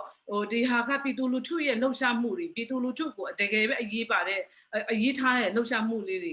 ကတဖြည်းဖြည်းနဲ့ကြုံလာရမှာဖြစ်တယ်ဆိုတော့ဒါကကျမတို့ချင်းပြည်နယ်မှာအခုဒီယူကပေါ်တွဲမှာကျမတွေ့ရတဲ့ဟာကချင်ပြည်နယ်မှာဖြစ်နေပြီမွန်ပြည်နယ်မှာဖြစ်နေပြီကယားပြည်နယ်မှာဖြစ်နေပြီနော်ရခိုင်ပြည်နယ်အခုကိုဗစ်နဲ့စစ်ပွဲတွေကြောင့်သူတို့ကြိုက်တယ်လို့မလှုပ်ရှားနိုင်ဘူးနော်ကျမတို့ချင်းပြည်နယ်မှာဖြစ်နေပြီရှမ်းပြည်နယ်မှာလည်းပဲစစ်ပွဲတွေကြောင့်တအားကြီးလှုပ်ရှားမှုတွေလုပ်လို့မရသေးဘူးဆိုတော့ဒါတွေကိုကြည့်မယ်ဆိုလို့ရှိရင်ကျမတို့ကဒီလွတ်တော်တစ်ခုတည်းကိုကြည့်တာမဟုတ်ဘဲနဲ့ဒီပြည်နယ်9ပြည်နယ်ကနေနိုင်ငံရေး political awakening နိုင်ငံရေးနှိုးကြမှုတွေကအရန်ကိုများလာတယ်လွတ်တော်တစ်ခုတည်းကိုပဲကျမတို့အားကိုးလို့မရဘူး political movement တစ်ခုခုသွားမှရတော့မယ်ဆိုတော့အရွေ့နဲ့ကိုသွားနေဒါပေမဲ့အဲ့ဒါဒီခုနဘယ်လိုခေါ်စနစ်တကျနဲ့နေပြဟာကြနဲ့တွားသေးသလားဆိုတော့မတွားသေးဘူးဒါပေမဲ့လူတွေကအဲ့ဘက်ကိုရွေ့နေပြီဆိုတော့ဒီဟာကကောင်းတဲ့အချက်လက်တွေဖြစ်တယ်ဘာလို့လဲဆိုတော့ကျမတို့လွတ်တော်ထဲမှာပြောလို့မရတဲ့ကန့်သက်ချက်တွေအများကြီးရှိတယ်နော်ဒီလိုမျိုးအပြင်ပမှာနိုင်ငံရေးလှုပ်ရှားမှုတွေနိုင်ငံရေးဘယ်လိုခေါ်မလဲအတိဒိုးချမှုတွေရှိနေတယ်ဆိုလို့ရှိရင်ကျမတို့လူချင်းတဲ့ပန်းတိုင်ကိုအမြန်ဆုံးရောက်နိုင်မယ်ဒီပူပြီးတော့မြန်ဆောင်လုပ်နိုင်မယ်ပေါ့ပြီးတော့ခုနမေးတဲ့မေးခွန်း2015မှာတက်လာတဲ့ဒီလွတ်တော်ကိုယ်စားလှယ်တွေကတိတ်ပြီးတော့စကားမပြောနိုင်ဘူးတော်တော်များများကဒါကပြောနေကြတယ်ကျွန်မလည်းအရင်နှမျောတယ်ဘာလို့လဲဆိုတော့ဒီလွတ်တော်မှာထိုင်နေတဲ့လူရောက်600ကျော်အတွက်တလမှာ10သိန်းကုန်တယ်ပိတ်နေတဲ့ပိတ်စာမဟုတ်ဘူးနော်ဒီအဲ့ဒါကနိုင်ငံတော်ရဲ့ပိတ်စာပြည်သူလူထုကနေအခုနေပြီးတော့မှရတဲ့ပိတ်စာတွေဖြစ်တယ်ဆိုတော့ဒီလိုမျိုးနေရာမှာလွတ်တော်အမတ်တွေဖြစ်သွားပြီးတော့မှတစ်ချိန်လုံးသွားပြီးအိမ်ငိုက်တယ်မဲပြီးတဲ့နေရာချိန်မှာကလုတ်လေးနှိပ်လိုက်တယ်ဒါမျိုးတွေနဲ့အချိန်ကုန်သွားတာတော့ကျမလည်းတော်တော်လေးစိတ်မကောင်းဖြစ်တယ်ဒီလိုမျိုးလဲဆက်ပြီးတော့မဖြစ်စေချင်တော့ဘူးဘယ်ပါတီမဆိုလေဘယ်သူပါတီမဆိုကျမပါတီကိုစောင့်ပြောတာမဟုတ်ဘူးဆိုတော့လွတ်တော်ကိုယ်စားလှယ်ဆိုတာကိုယ့်ရဲ့ပြည်သူလူထုတွေရဲ့လိုအပ်ချက်တွေကိုအများကြီးတင်ပြရမှာဖြစ်တယ်ကိုယ့်ရဲ့နိုင်ငံမှာအခုဒီဆဲဥပဒေခုနလည်းပြောတယ်ပြင်ရမယ့်ဥပဒေတွေအများကြီးရှိတယ်ဆိုတော့ဒီဥပဒေတွေကိုလည်းဒီထက်မကပို့ပြီးတော့ပြင်ရမှာဖြစ်တယ်အခုပြင်နေတဲ့ကိစ္စတွေဒီအတင်းမွားလေးတွေတစ်ကြောင်းနှစ်ကြောင်းလောက်ပဲပြင်နေတာဖြစ်တယ်ဖြတ်ရမယ့်ဟာတွေသူမဖြတ်သေးတဲ့ဟာတွေအများကြီးရှိတယ်ဆိုတော့ဒီဟာတွေကိုတကယ်ပဲလုံနိုင်ဖို့ရန်အတွက်ကပါတီရဲ့ခေါင်းဆောင်မှုပါတီရဲ့အကြီးအကဲကိုကြောက်ပြီးတော့မပြောရဲပဲနေမဲ့လွတ်တော်တွေကိုကျမတို့မရောက်စေချင်တော့ဘူး နော်ဒီဟာတွေလှုပ်တင်လှုပ်ထိုက်တဲ့ဥပဒေအပြောင်းလဲတွေကိုလုံနိုင်မဲ့လူတွေပဲရောက်စစ်ချင်းတယ်အဲ့မှာဟိုလူကိုကြောက်လို့ဒီလူကိုကြောက်လို့မပြောရဘူးဆိုတဲ့ဟာမျိုးကိုလည်းမဖြစ်စေချင်တော့ဘူးဆိုတော့ကျမတို့ဟိုချင်းပါတီတွေမှာဆိုလို့ရှိရင်အဲ့ဒါကြောင့်မို့လဲအခုကလေးကဒီဟိုဘ ഹു အုပ်ချုပ်မှုကိုတော်တော်လေးဖြေလျှော့ထားတာဖြစ်တယ်တော်တော်ကိုယ်စားလှယ်တွေသူ့မြို့နယ်လိုက်သူ့ရဲ့ဟိုဟာကိုစားပြုမှုကိုသူကောင်းကောင်းလေးကိုစားပြုနိုင်အောင်လို့သူတို့မှလုပ်ပိုင်ခွင့်နဲ့အများကြီးပေးထားတာရှိတယ်ဆိုတော့ဟိုဒီလိုမျိုးကျမတို့2015နဲ့20ကြားထဲမှာဒီသင်ခန်းစာကိုကောင်းကောင်းလေးယူတင်တယ်လို့ကျမတို့ထင်တယ်ဟုတ်ကဲ့ဒီလောက်ဒီရှောက်ထွေးတဲ့ဟာကိုတူတောက်လေးနဲ့ရှင်းပေးတဲ့အတွက်ကြောင့်ကျေးဇူးများကြီးတင်တယ်ဆိုတော့နောက်ထပ်ဒီဟာနဲ့ပဲပတ်သက်ပြီးတော့ခုနမှချီပြောသွားတဲ့ဟာထဲနေကျွန်တော်တစ်ခုနှစ်ခုလောက်ပြန်ပြီးတော့ထုတ်ပြီးတော့မေးချင်တာကတော့ဒီကျွန်တော်ချင်းမှပဲမဟုတ်ပဲနဲ့တိုင်းဒေသတွေရှမ်းကချင်တွေမှာဒီနိုင်ငံကြီးလှောက်ရှားမှုတွေပူပြီးတော့များလာတယ်ဒီပြီးတော့အဲ့ဒီမှာလှောက်ရှားတဲ့လူတွေကဥပမာချင်းကိုယူမယ်ဆိုရင်ဒီချင်းခရိုနီတွေမဟုတ်ဘူးဘဲနဲ့ဒီလူတာမန်လူတန်းစားလေးတွေကိုလှောက်ရှားနေတာတွေ့ရတယ်ဆိုတာတွေမှချေထုတ်ပြသွားတာဟာဒီကကျွန်တော်မေးချင်ပါတယ်ဆိုတော့ဒီလူနိုင်ငံကြီးတုတ်တက်သူတွေပြောတဲ့အထဲကနေတခုနှစ်ခုလောက်ယူပြီးတော့ဒီမေးချင်တာကတော့ဒီလူမျိုးလှောက်ရှားမှုတွေဖြစ်လာတဲ့ဟာကတော့ incumbent အဆွေအတွက်မကောင်းဘူးလို့ပြောကြတယ်ဆိုတော့ဒီလူမျိုးချင်းတွေမှာဒါပေမဲ့တစ်ဖက်နေပြောနေတာကျွန်တော်ကြားနေရတဲ့ဟာကတော့ကဲတိုင်းဒေသတွေမှာတိုင်းဒေပါတီတွေနိုင်ချင်မှနိုင်မှာရှုံးလဲရှုံးနိုင်တယ်ပေါ့ဒီလူမျိုးချင်းတွေမှာတကယ်ဒီမှာပြောနေတဲ့ဒေသခံပြည်သူတွေပြောနေတာကတော့ဒီကြီးတဲ့ပါတီမှာပြန်ပေါင်းရမှာချင်းလို့တော့ TVP ထဲမှာပြန်ဖွင့်ရမှာဆိုတဲ့ဟာ concept တွေဖြစ်ပြောနေကြတယ်ပေါ့ဆိုတော့ဒီတကယ်တိုင်းသားပါတီတွေတိုင်းသားလူမျိုးတွေရဲ့အခန်းကဏ္ဍဘယ်လောက်အရေးကြီးလဲဒီလူမျိုးနိုင်ငံကြီးမှာပေါ့နော်ပြီးတော့ဆိုတော့မိခွန်းတစ်ခုနှစ်ခုနဲ့မေးမယ်ဆိုဒီရွက်ကောက်ပွဲမှာမနေ့ညကကျွန်တော်အင်းနာချင်းလေတဲ့နေရာမှာစာရွက်လေးတွေဖြန့်ဝေထားတာတွေ့ရတယ်အဲ့ဒီမှာလွှတ်တော်မှာနံပါတ်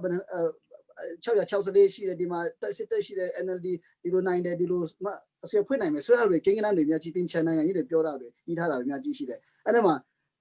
တိုင်းဒေသပါတီတွေလုံးဝနိုင်မှာမဟုတ်ဘူးဆိုတော့ကိုပြထားတာတွေ့ရတယ်ဆိုတော့ဒီအချိန်တွေမှာတိုင်းဒေသပါတီတွေကဥပမာပေါ့တခုနဲ့ယူမယ်ဆိုတော့အဆွေမဖွင့်နိုင်ဘူးပေါ့အဲ့လိုမျိုးတွေပြောတာတွေရှိတယ်အဲ့ဒီဟာနဲ့ပတ်သက်ပြီးတော့ပြည်သူတွေကိုဘလူမဟုတ်ဘူးဟုတ်တယ်မှန်တယ်မမှန်ဘူးဆိုတာဘယ်လိုပုံစံနဲ့ရှင်းပြပေးနိုင်မလဲဆိုတာကျွန်တော်မေးချင်ပါတယ်ကျေးဇူးတင်တယ်မဲဆွဲကာလမှာကိန်းကနန်းကစားတာတွေကကြတော့ဟုတ်တယ်ကစားကြတယ်နော်ဟိုပြီးလို့ရှိရင်ဘယ်သူကအစိုးရမဖွင့်နိုင်ဘူးဒီကအစိုးရမဖွင့်နိုင်ဘူးဆိုတဲ့ဟာတွေတော့ဟိုပြောနေကြတာပါပဲဒါပေမဲ့ဟိုကျမတို့ဒီချင်းပါတီချင်းပြည်နယ်အချင်းတွေကိုဟိုဘယ်ကျမ focus ပြီးတော့အရင်ဆွေးနွေးချင်ပါတယ်ကျမတို့အခု CNLD အနေနဲ့ပြင်ဆင်ထားတာဟာဆိုလို့ရှိရင်ဟိုပြည်သူ့လွှတ်တော်အတွက်ကျမတို့ချင်းပြည်နယ်ကနေ9နေရာရှိတယ်မြို့သားလွှတ်တော်အတွက်12နေရာရှိတယ်ဆို22နေရာဆို22နေရာလုံးမှာကျမတို့က CNLD ကဝင်ပါသွားတယ်ဆိုတော့ဒီ21ယောက်ကဟို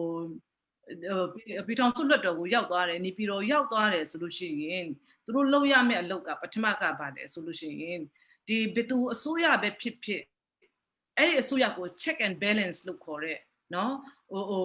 ဒီအစိုးရကလှုပ်တာမှားသလားမှန်သလားကောင်းသလားမကောင်းဘူးလားဆိုပြီးတော့ဟိုစစ်တဲ့အလုပ်ကလွှတ်တော်ရဲ့အလုပ်ဖြစ်တယ်ဒီ NLD ရဲ့9နှစ်တောအတွင်းမှာအဲ့ဒီဟာကလုံးဝပျောက်သွားတယ်အစိုးရကဘာပဲလုပ်မဟရဲကြဘူးလွှတ်တော်ကိုယ်စားလှယ်တွေကမဟနိုင်ဘူးဘာလို့လဲဆိုသူတို့ရဲ့အစိုးရဖြစ်နေလို့ဆိုတော့ဒီလိုမျိုး opposition art အင်မတန်မှနဲတဲ့ချိန်မှာအလုပ်တော်တော်များများနဲ့မပြေးနိုင်တော့ဘူး corruption ကိစ္စမပြေးနိုင်တော့ဘူးသူများနိုင်ငံမှာ corruption committee တွေလုပ်တယ်ဆိုလို့ရှိရင် opposition တွေပါရတယ်အခုပါသလားမပါဘူးဖွဲ့စည်းပုံအခြေခံဥပဒေပြုပြင်ဖို့လုပ်ကြတယ်အခုကျမတို့ဒီတိုင်းသားပါတီတွေဘယ်လောက်ပါလဲမပါနိုင်ဘူးနော်ပါပြီးတော့မှတင်ပြသွားတဲ့နော် propose လုပ်သွားတဲ့အချက်လက်တွေနော်3000ကျော်ရှိတယ်ပါသလားမပါဘူးတခုမှမပါဘူးအခုဖွဲ့စည်းပုံအခြေခံဥပဒေပြုပြင်ပြောင်းလဲတဲ့ NLD ရဲ့လှုပ်ဆောင်ချက်တွေမှာဆိုတော့ဒီဟာတွေကိုကြည့်မယ်ဆိုလို့ရှိရင်ကျမတို့အတိုင်းသားတွေဖွဲ့စည်းပုံအခြေခံဥပဒေကိုတကယ်ပြောင်းလဲစစ်ချင်ရင်ကျမတို့ပါရတော့မယ် မပါလို့မရတော့ဘူးတပါတီထဲနဲ့ဒါပြောင်းလို့မရဘူးဆိုတဲ့ဟာကိုကျွန်တော်တို့မှတ်ထားဖို့နောက်တစ်ခုက check and balance လုပ်ဖို့ဖြစ်တယ်လွတ်တော်ကိုယ်စားလှယ်တွေအစိုးရကို check and balance လုပ်ဖို့ဖြစ်တယ်အစိုးရဆိုတာကဟွန်းပေါင်းအစိုးရလည်းဖြစ်နိုင်တယ်တပါတီအစိုးရလည်းဖြစ်နိုင်တယ်သူတို့လောက်တာကိုအမဲရန်ပဲပွက်လင်းမြင်တာမှုရှိအောင်เนาะထိထိရောက်ရောက်ဖြစ်အောင်အများအားပဲ check and balance လုပ်ဖို့ရန်အတွက်ဒါ2010ဖွဲ့စည်းပုံအခြေခံဥပဒေထဲမှာလည်းပါထားပြီးသားလွှတ်တော်ရဲ့လှုပ်ဆောင်ရမယ်လုပ်ငန်းဝတ္တရားတွေထဲမှာအကုန်ပါထားပြီးသားဖြစ်တယ်ဆိုတော့ဒါတွေကိုလှုပ်ဆောင်ဖို့ရန်အတွက်ကျမတို့ကလူအယောက်21ယောက်ကိုထည့်ရမှာဖြစ်တယ်အဲ့21ယောက်ကနေကျန်တဲ့တိုင်းဒေသကြီးတွေကနေအကုန်လုံးလာမယ်ဆိုလို့ရှိရင်ကျမတို့အခုပြည်နယ်9ခုကနေစုစုပေါင်းဝင်ပြိုင်တာဆိုလို့ရှိရင်220လောက်ရှိတယ်အဲ့220လောက်မှာကျမတို့က190 180လောက်ကနိုင်သွားပြီဆိုလို့ရှိရင်ကျမတို့ဒီတိုင်းသားတွေကအများကြီးဒီပွဲကိုထိန်းလို့ရသွားပြီပြည်ထောင်စုအစိုးရပွဲကိုတော်တော်လေးထိန်းလို့ရသွားပြီကျမတို့ကအစိုးရမဖွဲ့နိုင်ဘူးဗာရင်ညာတွေပြောရင်လည်းပဲအစိုးရကိုတစ်ခုလုံးမဖွဲ့နိုင်တော့မှအစိုးရကလှုပ်ချင်တာလှုပ်လို့မရအောင်အများကြီးကျမတို့ထိန်းချောင်းလုပ်ရသွားပြီเนาะဆိုတော့ဒါတွေကလှုပ်ရမယ်ကျမတို့လုပ်ရမယ့်အလုပ်တွေဖြစ်တယ်အဲ့ဒီမျိုးလုပ်နိုင်ဖို့ရအတွက်ကျမတို့ကိုချင်းပြည်သူလူထုတွေကလည်းအားပေးဖို့လိုတယ်နောက်တစ်ခုကလွတ်တော်ကိုယ်စားလှယ်တွေရဲ့အလုပ်ကခုနရှိမှလည်းကျမတို့ပြောသွားပြီးသူ့ရဲ့မဲဆန္ဒနယ်မြေကလိုအပ်တဲ့အရာတွေကိုသူကတင်ပြဖို့ရန်အတွက်ဆွေးနွေးပြဖို့ရန်အတွက်ဖြစ်တယ်ဆိုတော့ဒီဟာအတွက်လည်းပဲတကယ်ပဲဒီ9နှစ်အတွင်းမှာ NLD လွတ်တော်အမတ်တွေထိရောက်အလုပ်လုပ်တယ်လို့ဆိုလို့ရှိရင်ကျမတို့လက်ချိုးရည်လို့ရတယ်နော်တယောက်2ယောက်လောက်ပဲကျန်တဲ့လူတွေကလုံးဝပြီးတော့လွတ်တော်ထဲမှာသွားအိမ်ငိုက်နေတာဆိုတော့နိုင်ငံတော်ရန်ပုံငွေပိတ်ဆံလကားနေနဲ့ကုန်တယ်ဆိုတော့ကျမတို့ကဒီတစ်ခေါက်စဉ်းစားရမှာကတကယ်ပဲကိုယ့်ရဲ့မဲဆန္ဒနယ်မြေလိုအပ်ချက်တွေကိုကိုယ့်ရဲ့ဒေတာလိုအပ်ချက်တွေကိုတကယ်ဆွေးနွေးနိုင်ပြီးမဲ့လို့တကယ်ပြောပြီးမဲ့လို့ကိုရွေးဖို့အင်မတန်လိုအပ်တယ်ဒါကပြည်ထောင်စုပေါ့နော်ကျမတို့ CNLD နဲ့လှုပ်တာဒီအခုပြည်နယ်မှာအစိုးရမှာဆိုလို့ရှိရင်လွတ်တော်အမတ်နေရာကလွတ်တော်ထဲမှာ24နေရာရှိတယ်6နေရာကစစ်တပ်ကနေရာဖြစ်တယ်18နေရာကဒီအရက်သားကနေဝင်ပြန်ရတဲ့နေရာတွေဖြစ်တယ်အဲ့18နေရာမှာကျမတို့က CNLD က16နေရာဝင်ပြန်တာဖြစ်တယ်ဆိုတော့ဒီ16နေရာမှာကျမတို့ကအနည်းဆုံး12နေရာ73နေရာရရင် ECC ကျမတို့ဒီလွတ်တော်ကိုလွတ်တော်ထဲမှာကျမတို့ချင်းပြည်သူလူထုတွေအတွက်လိုအပ်တဲ့မူဝါဒတွေဥပဒေတွေကျမတို့ဆွဲလို့ရပြီဖြစ်တယ်လုပ်လို့ရပြီဖြစ်တယ်အဲ့ဒါပြီးလို့ရှိရင်ဒီကျမတို့ကအခုဆိုလို့ရှိရင်ဝင်ကြီးချုပ်ဖြစ်ဖို့အတွက်ဘယ်သူဖြစ်မလဲအများကြီးပဲလူတွေကငင်းကြတယ်တကယ်မှာကြတော့ဖွဲ့စည်းပုံအခြေခံဥပဒေထဲမှာနိုင်ငံတော်သမ္မတဘယ်ပါတီကပဲတက်တခြားပါတီကလူကိုမခန့်အပ်ရဘူးလို့ရေးထားတာမရှိဘူးနော်ဆိုတော့NLD ကနေပဲချင်းပြည်နယ်မှာဝင်ကြီးချုပ်ပြန်လုပ်မယ်ဆိုတဲ့ကိန်းကမှန်တဲ့ကိန်းမဟုတ်ဘူးမှန်တဲ့အတွက်ကိန်းမဟုတ်ဘူးနော်ဘယ်သူပဲတမရဖြစ် CNLD ကိုလည်းသူကဝင်ကြီးချုပ်ခန့်လို့ရတာပဲကျန်တဲ့လူကိုလည်းသူဝင်ကြီးချုပ်ခန့်လို့ရတယ်ဆိုတော့ဒီဟာဒီဖွဲ့စည်းပုံအခြေခံဥပဒေထဲမှာဒီဟာတိုင်းဝင်ကြီးချုပ်ခန့်ရမယ်တမရတော့ခန့်ရမှာတော့သိချတယ်ဒါပေမဲ့အဲ့တမရကဒီပါတီထဲကပဲလူပဲခန့်ရမယ်ဆိုတဲ့ဟာမျိုးမရှိဘူးအဲ့ဒါကိုလည်းပဲကျမတို့ကသိဖို့လိုအပ်တယ်ဆိုတော့ကျမတို့အစိုးရဖွဲ့နိုင်မဖွဲ့နိုင်ဘူးဆိုတာကပြည်သူလူထုကကျမတို့ကမဲပြီးရင်ဖွဲ့နိုင်တယ်ခုနချင်းပြည်နယ်လူမျိုးမှာ16နေရာမှာကျမတို့ကိုအနည်းဆုံး12နေရာနော်14နေရာပြီးကြည့်လိုက်ZCD ကိုZCD ရဲ့နေရာကိုခြံထားပြီးတော့ကျမတို့ကို14နေရာပြီးကြည့်လိုက်ကျမတို့ဒီချင်းပြည်နယ်မှာလူအပ်နေတဲ့အရာတွေကိုလှုပ်ဖို့ရန်အတွက်အကုန်လုံးအစဉ်သင့်လှုပ်ထားပြီးသားစဉ်းစားထားပြီးသားဖြစ်တယ်ဆိုတော့ပြောချင်တာကတော့ပြည်သူလူထုတွေအပေါ်မှာပဲမူတည်တယ်ပြည်သူလူထုတွေကကျမတို့ကိုယုံကြည်ခြင်းနဲ့ရောဒီတစ်ခါတော့အစိုးရလုပ်ဆိုပြီးတော့ကျမတို့ကိုလုပ်ပိုင်ခွင့်လေးပေးထားတယ်ဆိုလို့ရှိရင်တော့ဒါလုပ်လို့ရတယ်ဟုတ်ကဲ့ကျေးဇူးတင်တယ်ဒီဟာနဲ့ပတ်သက်ပြီးတော့ခေါင်းထဲမှာဒီပေါ်လာတဲ့ဟာကဒီအစိုးရဖွဲ့မဖွဲ့နဲ့ပတ်သက်ပြီးတော့ပေါ့နော်ဒီနေ့နေပြည်တော်ကနေပဲဒီတမဒါအနေဝန်ကြီးချုပ်ခန့်တဲ့ဟာနဲ့ပတ်သက်ပြီးတော့မချေပဲပြောသွားတယ်ခုနတဲ့မနေ့တနေ့ပဲကျွန်တော်တည်င်းထဲမှာ RFA ထဲမှာထင်တယ်ဖတ်လိုက်တာကာကွယ်ဦးစီးချုပ်ကဒီတိုင်းသားဒေသတွေမှာတိုင်းသားပါတီတွေကလို့တင်တယ်ဒါမှမဟုတ်တက်မတော်က261ကိုပြင်ချင်တယ်ဆိုရတဲ့ဟာတွေပြောတာတွေလေကျွန်တော်တွေ့တာတွေရှိတယ်ပေါ့ဆိုတော့ဒီဟာက နှစ်6တိပြည်မပြည်ကိစ္စတော့ပြည်သူကတီးထားပြီးသားဖြစ်နေထင်ပါတယ်ဘာဖြစ်လို့လဲဆိုတော့ဒီ online ပေါ်မှာတက်တာတွေအများကြီးရှိပါပြီဒီဘယ်သူကလူချင်းလဲဘယ်သူမလူချင်းဘူးပေါ့ဆိုတော့ဒီနေ့ပတ်သက်ပြီးတော့ကျွန်တော်တို့ဒီအစိုးရဖွဲ့မဲ့နေရာလေးမှာဒီတခြားချင်းပါတီပဲတိုင်းသားပါတီတွေပြောတာဟာတွေရှိတယ်coalition government ပေါ့ဒီညပေါင်းအစိုးရဆိုတဲ့ဟာတွေတုံးတာဟာတွေတွေ့ရတယ်ဆိုတော့ဒီညပေါင်းအစိုးရနဲ့ပတ်သက်ပြီးတော့ဒီCheeryဖန်နေဘယ်လောက်စဉ်းစားထားတာတွေရှိလဲပြီးတော့တစ်ဖက်မှာလည်းရှိတာဒီဖွဲ့စည်းပုံအခြေခံဥပဒေမှာ coalition government ခုပေါင်းအစိုးရဘယ်လိုဖွဲ့မလဲဆိုတာမကြီးထားဘူးလို့ဒီpamphlet ဖြန့်ဝေတဲ့နေရာမှာတွေ့ရတယ်ဆိုတော့ကျွန်တော်လည်းနိုင်ငံတိတ်ပန်နဲ့ဒီ bachelor ဘွဲ့ယူထားတယ် constitution များကြည့်တော့မဖတ်ဘူးဒါပေမဲ့ constitution တွေကြည့်တဲ့အချိန်မှာတစ်ခုနှစ်ခုလောက်ပေါ့အင်းချင်းနိုင်ငံဖြစ်တဲ့အိန္ဒိယတွေမှာကြည့်တယ်ဆို coalition government က1960ဝန်းကျင်နဲ့စဖွဲ့လာတဲ့coalition government နဲ့အုပ်ချုပ်လာတဲ့နိုင်ငံဖြစ်တယ်ဒီလိုမျိုးမှာ constitution မှာဒီ coalition ဘယ်လိုဖွဲ့ရမလဲဆိုတော့ရေးတဲ့ဟာရှိလားဒါမှမဟုတ် coalition ကိစ္စနဲ့ပတ်သက်ပြီးတော့ပြည်သူတွေကိုနည်းနည်းရှင်းအောင်ဘယ်လိုရှင်းနိုင်မလဲဆိုတော့နည်းနည်းလေးပြောစီချင်ပါတယ်ကျေးဇူးတင်တယ်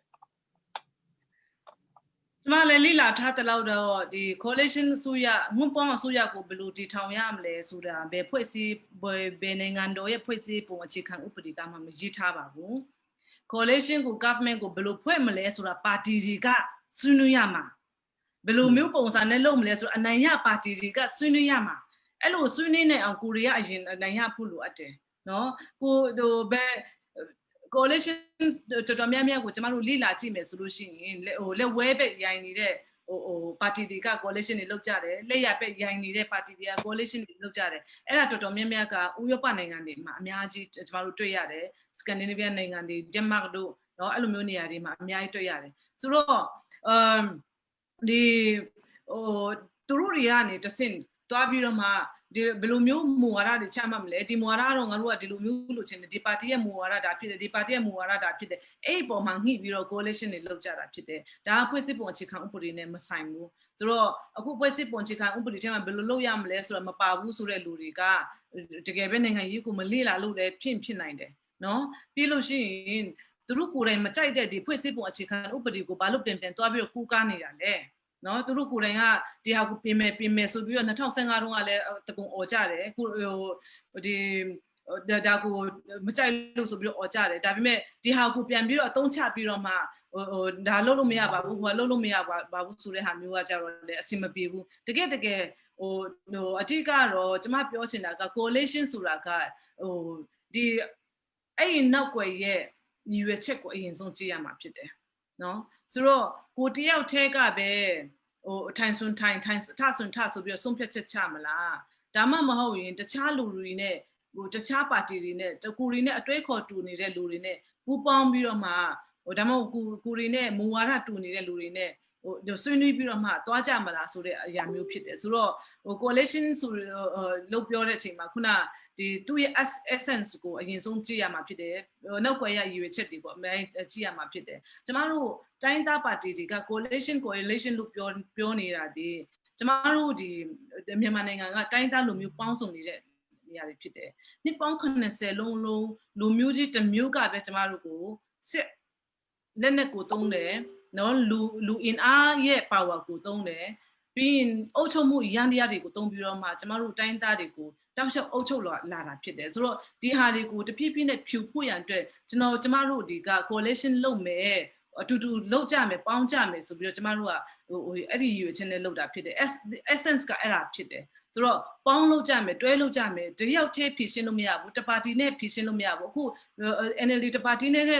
တွားတဲ့ခါကျတော့အောက်ချီမှာဖြစ်နေလဲဇာဏပြတ်မှုတွေဖြစ်နေတယ်မွန်ပြည်နယ်မှာဖြစ်လေဘိုးချုပ်တရားကိစ္စကရပြည်နယ်မှာဖြစ်လေထန်တလာမှာဖြစ်လေအများကြီးကျမတို့9နှစ်တော်တွဲမှာတွေ့နေရတယ်လေဆိုတော့ဒီဟာမျိုးတွေမဖြစ်အောင် coalition ကိုလုပ်ရမယ်ဒီတခြားတိုင်းသားတွေရဲ့လူမျိုးကြီးတစ်မျိုးရဲ့အများအားကြီးစုမှုကိုဖြူချဖို့ရန်အတွက်ဒါတွေလုပ်ဖို့လိုအပ်တယ်ဆိုပြီးတော့ကျမတို့ကပြောနေတာဖြစ်တယ်ဒါရည်ရွယ်ချက်နဲ့ပြောနေတာဖြစ်တယ်နော်ဒီဟာကိုမကြိုက်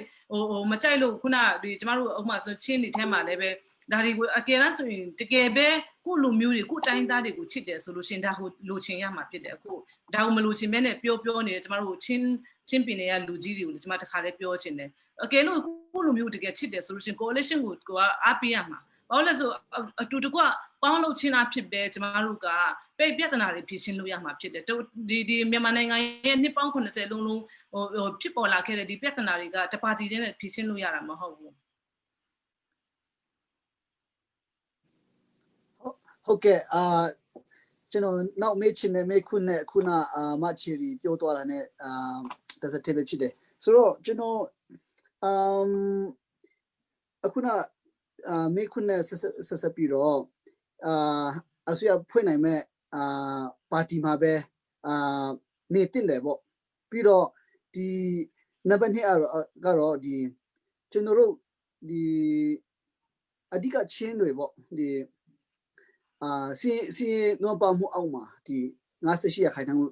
လောက်ရှိသေးတယ်ပြီးတော့အဲ့ဒီချိန်မှာကျွန်တော်တို့ကိုဘယ်လိုပြောလဲ supply ပေးနိုင်မဲ့သူတွေနဲ့ပေါင်းတင်တယ်ဆိုတဲ့ဟာတွေထွက်တာဟာတွေအများကြီးရှိတယ်ပြီးတော့ဒီဟာကိုကျွန်တော်စဉ်းစားတဲ့ချိန်မှာဒီ1990လောက်ကဒီကဘာမှာဒီဖွံ့ဖြိုးဆဲနိုင်ငံပေါ့ developing countries တွေက debate လုပ်ခဲ့တဲ့ democracy first or development first ဖွံ့ဖြိုးရေးလား democracy လားဆိုတဲ့ဟာနဲ့ချိတ်ဆက်မိတယ်ပေါ့ဆိုတော့ဒီကျွန်တော်တို့ချင်းတွေအတွက် democracy first ကျွန်တော်တို့ democracy တခုတောင်မဟုတ်တော့ဘူး federal ပေါ့နော် federal democracy နဲ့ development တစ်ဖက်မှာရှိသေးတယ်ဆိုတော့ဒီချင်းတွေမှာကျွန်တော်ထပ်ပြောတာဟာကဒီ NLD မှာရရင်လဲ NLD ကနေကိုယ်စားလှယ်ထွက်လာတဲ့လူတွေချင်းတွေပဲလေတူပဲပေါ့ဘာညာပြောတာဟာတွေရှိတယ်ပြီးတော့ဒီဆိုတော့အဲ့လိုမျိုးချင်းနေမှာမချီရီရဲ့အမြင်ပေါ့ဒီကျွန်တော်တို့ကနှုတ်သေးတယ်အချိန်မရောက်သေးဘူးကျွန်တော်တို့ကိုဖွံ့ဖြိုးရေးလုပ်ပေးနိုင်မဲ့လူတွေစီမှာပေါင်းတင်တယ်ဆိုတဲ့ဟာတွေနဲ့ကျွန်တော်တို့ရဲ့နိုင်ငံကြီးကဒီကျွန်တော်တို့ရဲ့စပွဲပုံမှာထမင်းပကံမှာထမင်းရှိလောက်ယုံနဲ့ပဲလောက်တဲ့နိုင်ငံကြီးပဲဖြစ်မလားဒါမှမဟုတ်တခြားဒီနိုင်ငံကြီးလောက်ပိုင်ခွင့်တွေဖြစ်တဲ့လို့မြင်တယ်လားမချီရီရဲ့အမြင်လေးခုနဒီမှာlocal မှာပြည်သူတွေပြောနေတဲ့ဟာအတိုင်းလေးကျွန်တော်မေ့ချင်တာဖြစ်တယ်ဒီမိုကရေစီအရင်လာမယ် Federal ဒုတိယမှလာမယ်နော်ဒီဟာပြောတဲ့ဟာကိုကျွန်မအရင်ဆုံးဖြေပြရစီဒီမိုကရေစီအရင်လာမယ်တို့ Federal အရင်လာမယ်ဆိုတာကဒီမိုကရေစီအကြောင်းကိုနားမလဲလို့ဒီမိုကရေစီဆိုတာကလွတ်လပ်စွာအစိုးရဖွဲ့စည်းနိုင်ရင်ပြည်သူလူထုတွေကလွတ်လပ်စွာသူတို့ရဲ့အမြင်တွေသူတို့ရဲ့လိုအပ်ချက်တွေကိုဖော်ထုတ်နိုင်ရင်ဒီပြည်သူလူထုတွေကသူတို့ကိုယ်တိုင်ရွေးတဲ့လူကိုယ်စားလှယ်ကိုယ်စားလှယ်ခုန representation ပေါ့ political representation ပေါ့နိုင်ငံရေးကိုစားပြုမှုတွေရွေးချယ်နိုင်ရေးတွေကဒီမိုကရေစီရဲ့ဘောင်ထဲမှာအကုန်လုံးပါတယ်နော်အဲ့ဒါပြင်အဲ့ဒီမိုကရေစီကဒီမိုကရေစီတစ်ခုတည်းကိုကျမတို့ကြည့်မယ်ဆိုလို့ရှိရင်ဒီမိုကရေစီဒီအများရဲ့အနိုင်ရမှုဖြစ်တယ်ဆိုတော့ကျမတို့တိုင်းသားတွေနှစ်ပေါင်း80ပြောလာတာဒီမိုကရေစီတစ်ခုတည်းနဲ့ကျမတို့ရဲ့အမျိုးသားတန်းတူညီမျှမှုကိုအာ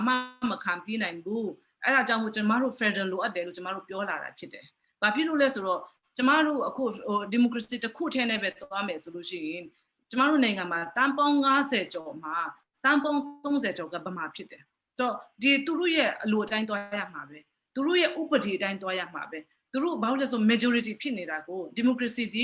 democracy is majority rule နော်ဆိုတော့အများသူကိုယ်စားလှယ်သွားကြမယ်လွှတ်တော်ထဲမှာသွားကြမယ်ဗမာကူစားပြိုးတဲ့လူတွေကပူများမှာပဲကျမတို့တိုင်းသားတွေထက်ဆိုင်ဘာလို့ဆိုလူဦးရေရများတာကိုဆိုတော့ဒီအတိုင်းကိုသွားနေလို့ရှိရင်ကျမတို့ပင်လုံငီလာခံမှာပင်လုံစာချုပ်မှာပါလာခဲ့တဲ့အမျိုးသားတန်းတူညီမျှမှုကပျောက်တယ်နော်သူတို့ပြောနေတဲ့ democracy ဆိုလို့ရှိရင်အဲ့ပင်လုံစာချုပ်ကိုချုပ်ဆရာကိုမလို့ခဲ့ဘူးတကယ်တမ်းဆိုရင်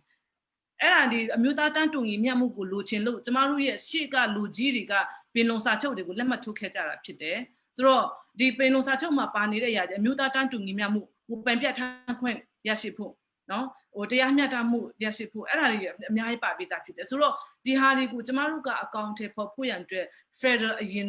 တိစောက်မှရမယ်ဆိုတော့ကျမတို့ပြောနေတာဖြစ်တယ် so aku federal pong pong me federal ne the federal structure နဲ့ကျမတို့သွားပြီးဆိုလို့ရှိရင်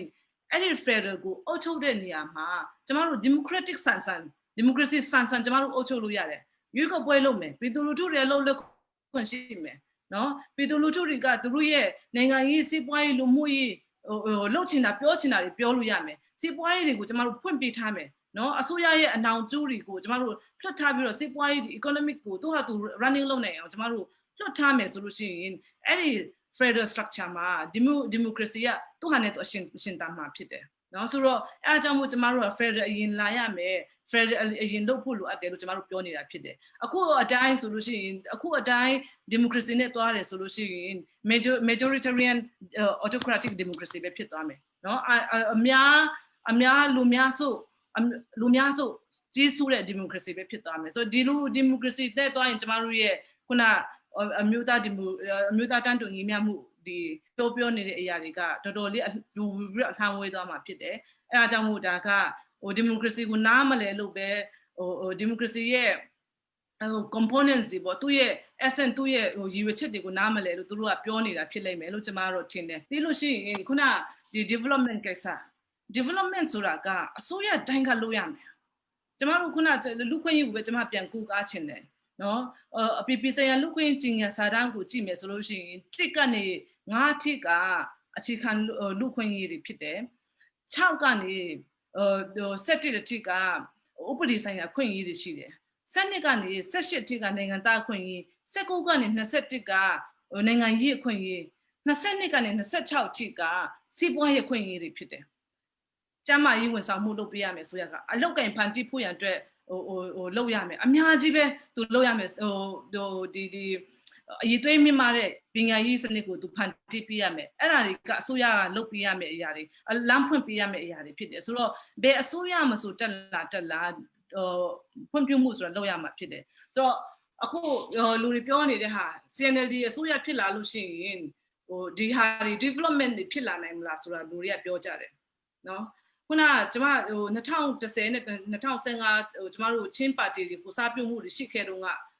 အချင်းလေးကျမဥပမာပြန်ပြောမယ်2017ကနေ15တုန်းကကျမတို့ဒီချင်းပြည်နယ်မှာဆိုလို့ရှိရင်စီးရုံလေးတွေကစပြီးတော့မဆောက်သေးဘူးအဲ့မှာကျမတို့ရဲ့ advocacy လုပ်တယ်ဒီတိုင်ယုံတွေမှာရော UND မှာရောကျမတို့စီမံတာတွေလိုအပ်တယ်ကျမကြီးချုပ်တဲ့တယ် nutrition မရှိဘူးအာဟာရလူငယ်ကလေးတွေကမရှိဘူးအများကြီးပြောတော့စီးရုံအစိုးရဘတ်ဂျက်နဲ့စီးရုံတွေတည်ဆောက်လာတယ်စီးခန်းလေးတွေဒေသန္တရာစီးခန်းလေးတွေတည်ဆောက်လာတယ်အဲ့စီးခန်းတစ်ခုတည်းနဲ့မလုံလောက်ဘူးစီးပစ္စည်းလိုအပ်လာတယ်ဆိုတော့ကျမတို့တွေကဘာလုပ်လဲ EU ဒီ European Union တွေကိုတွားပြောတယ်နော်ကျန်တဲ့လူတွေကိုတောက်လျှောက် lobby တွေလုပ်တယ် advocacy တွေလုပ်တယ်နောက်ကျဘာဖြစ်လဲအခုဒီ2015ထိကတောက်လျှောက်ဒီစီးခန်းတွေမှာစီးဝါပစ္စည်းတွေပြီးအခု NLD ဆိုရတက်လာတဲ့အချိန်မှာအကုန်လုံးချုပ်ခန်းသွားပြီမရှိတော့ဘူးဒါတွေကပြည်သူလူထုတွေအဲ့ဒါချင်းပြည်နယ်ကရေရွာကလူတွေအကုန်လုံးအသိဆုံးပဲအဲ့ဒီကိစ္စတွေကဆိုတော့ဒီ development ကိုတကယ်ပဲလုပ်မယ်ဆိုလို့ရှိရင်ဒီအစိုးရမှအစိုးရမှမဟုတ်ဘူးတကယ်စေတနာရှိနေတဲ့လူတွေကပြောပြီးရင်ဒါတွေကလုပ်လို့ရတဲ့ဟာတွေဖြစ်တယ်ပြီးလို့ရှိရင်ကျမတို့ဒါ CNLD ကဒါအစိုးရဖြစ်တယ်ဆိုလို့ရှိရင်ကျမတို့ကဘ ഹു တစ်ခုတည်းကိုအားကိုးမှာမဟုတ်ဘူးဘ ഹു ရဲ့ budget တစ်ခုတည်းကိုအားကိုးမှာမဟုတ်ဘူးကျမတို့ပြည်သူလူထုတွေလိုအပ်တဲ့အချက်လက်တွေအရာတွေပေါ်မှာလိုအပ်ချက်တွေပေါ်မှာကျမတို့ကပြပတငယ်ချင်းတွေနော်အင်းနီနာချင်းတငယ်ချင်းတွေပြည်ရင်းထက်တငယ်ချင်းတွေအဖွဲ့အစည်းတွေကိုကျမတို့အကူအညီတောင်းမှာဖြစ်တယ်ဆိုတော့တနည်းအားဖြင့်ပြောရရင်NLD အခုလက်ရှိ NLD ချင်းပြည်နယ် NLD ဆိုရကသူကပိတ်ဆန်အိတ်ပဲရှိတယ်အဲ့ပိတ်ဆန်ကဘ ഹു ရဲ့ပိတ်ဆန်အိတ်ဘ ဟူမှာသူပိတ်ဆန်အိတ်ရရှိတယ်နော်သူဘ ဟူကလူကြီးတွေကဒီလောက်သုံးဆိုရင်အဲ့လိုပဲသူသုံးနိုင်တယ်နော်ကျန်တဲ့ဟာတွေမှာ budget သူတွားလို့မရအောင်ကျမတို့ CNLD ဆိုရဖြစ်လာတယ်ဆိုလို့ရှိရင်ဘ ဟူမှာလည်းပဲချက်မှတ်ထားတဲ့ budget တွေရှိမယ်ဒါကိုကျမတို့ development သုံးလို့ရမယ်ပြည်သူလူထုတွေတခြားလိုအပ်တဲ့အရာကိုကျမတို့အိန္ဒိယဆိုရကိုပြောလို့ရတယ်ဂျပန်ဆိုရကိုပြောလို့ရတယ်အမေရိကန်ဆိုရကိုပြောလို့ရတယ်ခုလည်းပြောနေတော့ပဲတောက်လျှောက်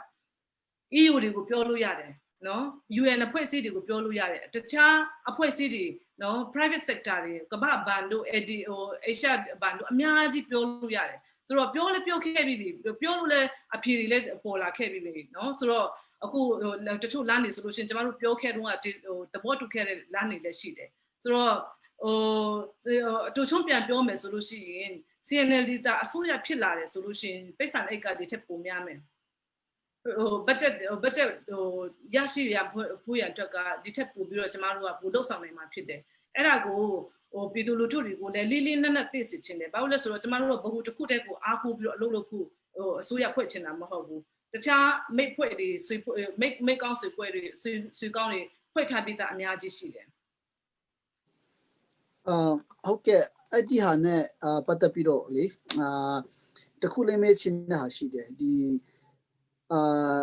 လက်ရှိအခြေအနေကတော့ပြည်ထောင်စုဘန်ဒါဦးပဲအခြေခံပြီးတော့ဒီမှာဖွံ့ဖြိုးရေးလုပ်နေရတယ်ပေါ့ပြီးတော့အနေချင်းဒီနိုင်ငံတကာအနေပံ့ပိုးတဲ့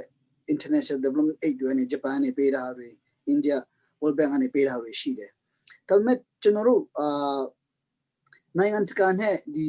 direct ဥပမာနေပြည်တော်ကိုကြော်ပြီးတော့ဒါမှမဟုတ်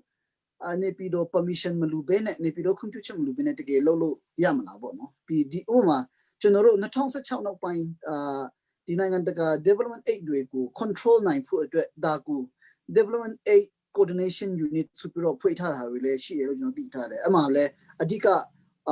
ခေါင်းဆောင်ကအဓိကအောက်ကထတော့အောင်ဆန်းစုကြည်နိုင်ငံတော်တိုင်ပင်ခံဖြစ်တယ်လို့ကျွန်တော်သိထားတယ်ဆိုတော့ဒီလိုမျိုးခြေနေမှာ computer လုပ်ငန်းတွေတကယ်ဩစတြေးလျနိုင်ငံနဲ့ဂျပန်နိုင်ငံနဲ့လာပြီးတော့လုပ်နိုင်ဖို့အလားအလာရောဒီ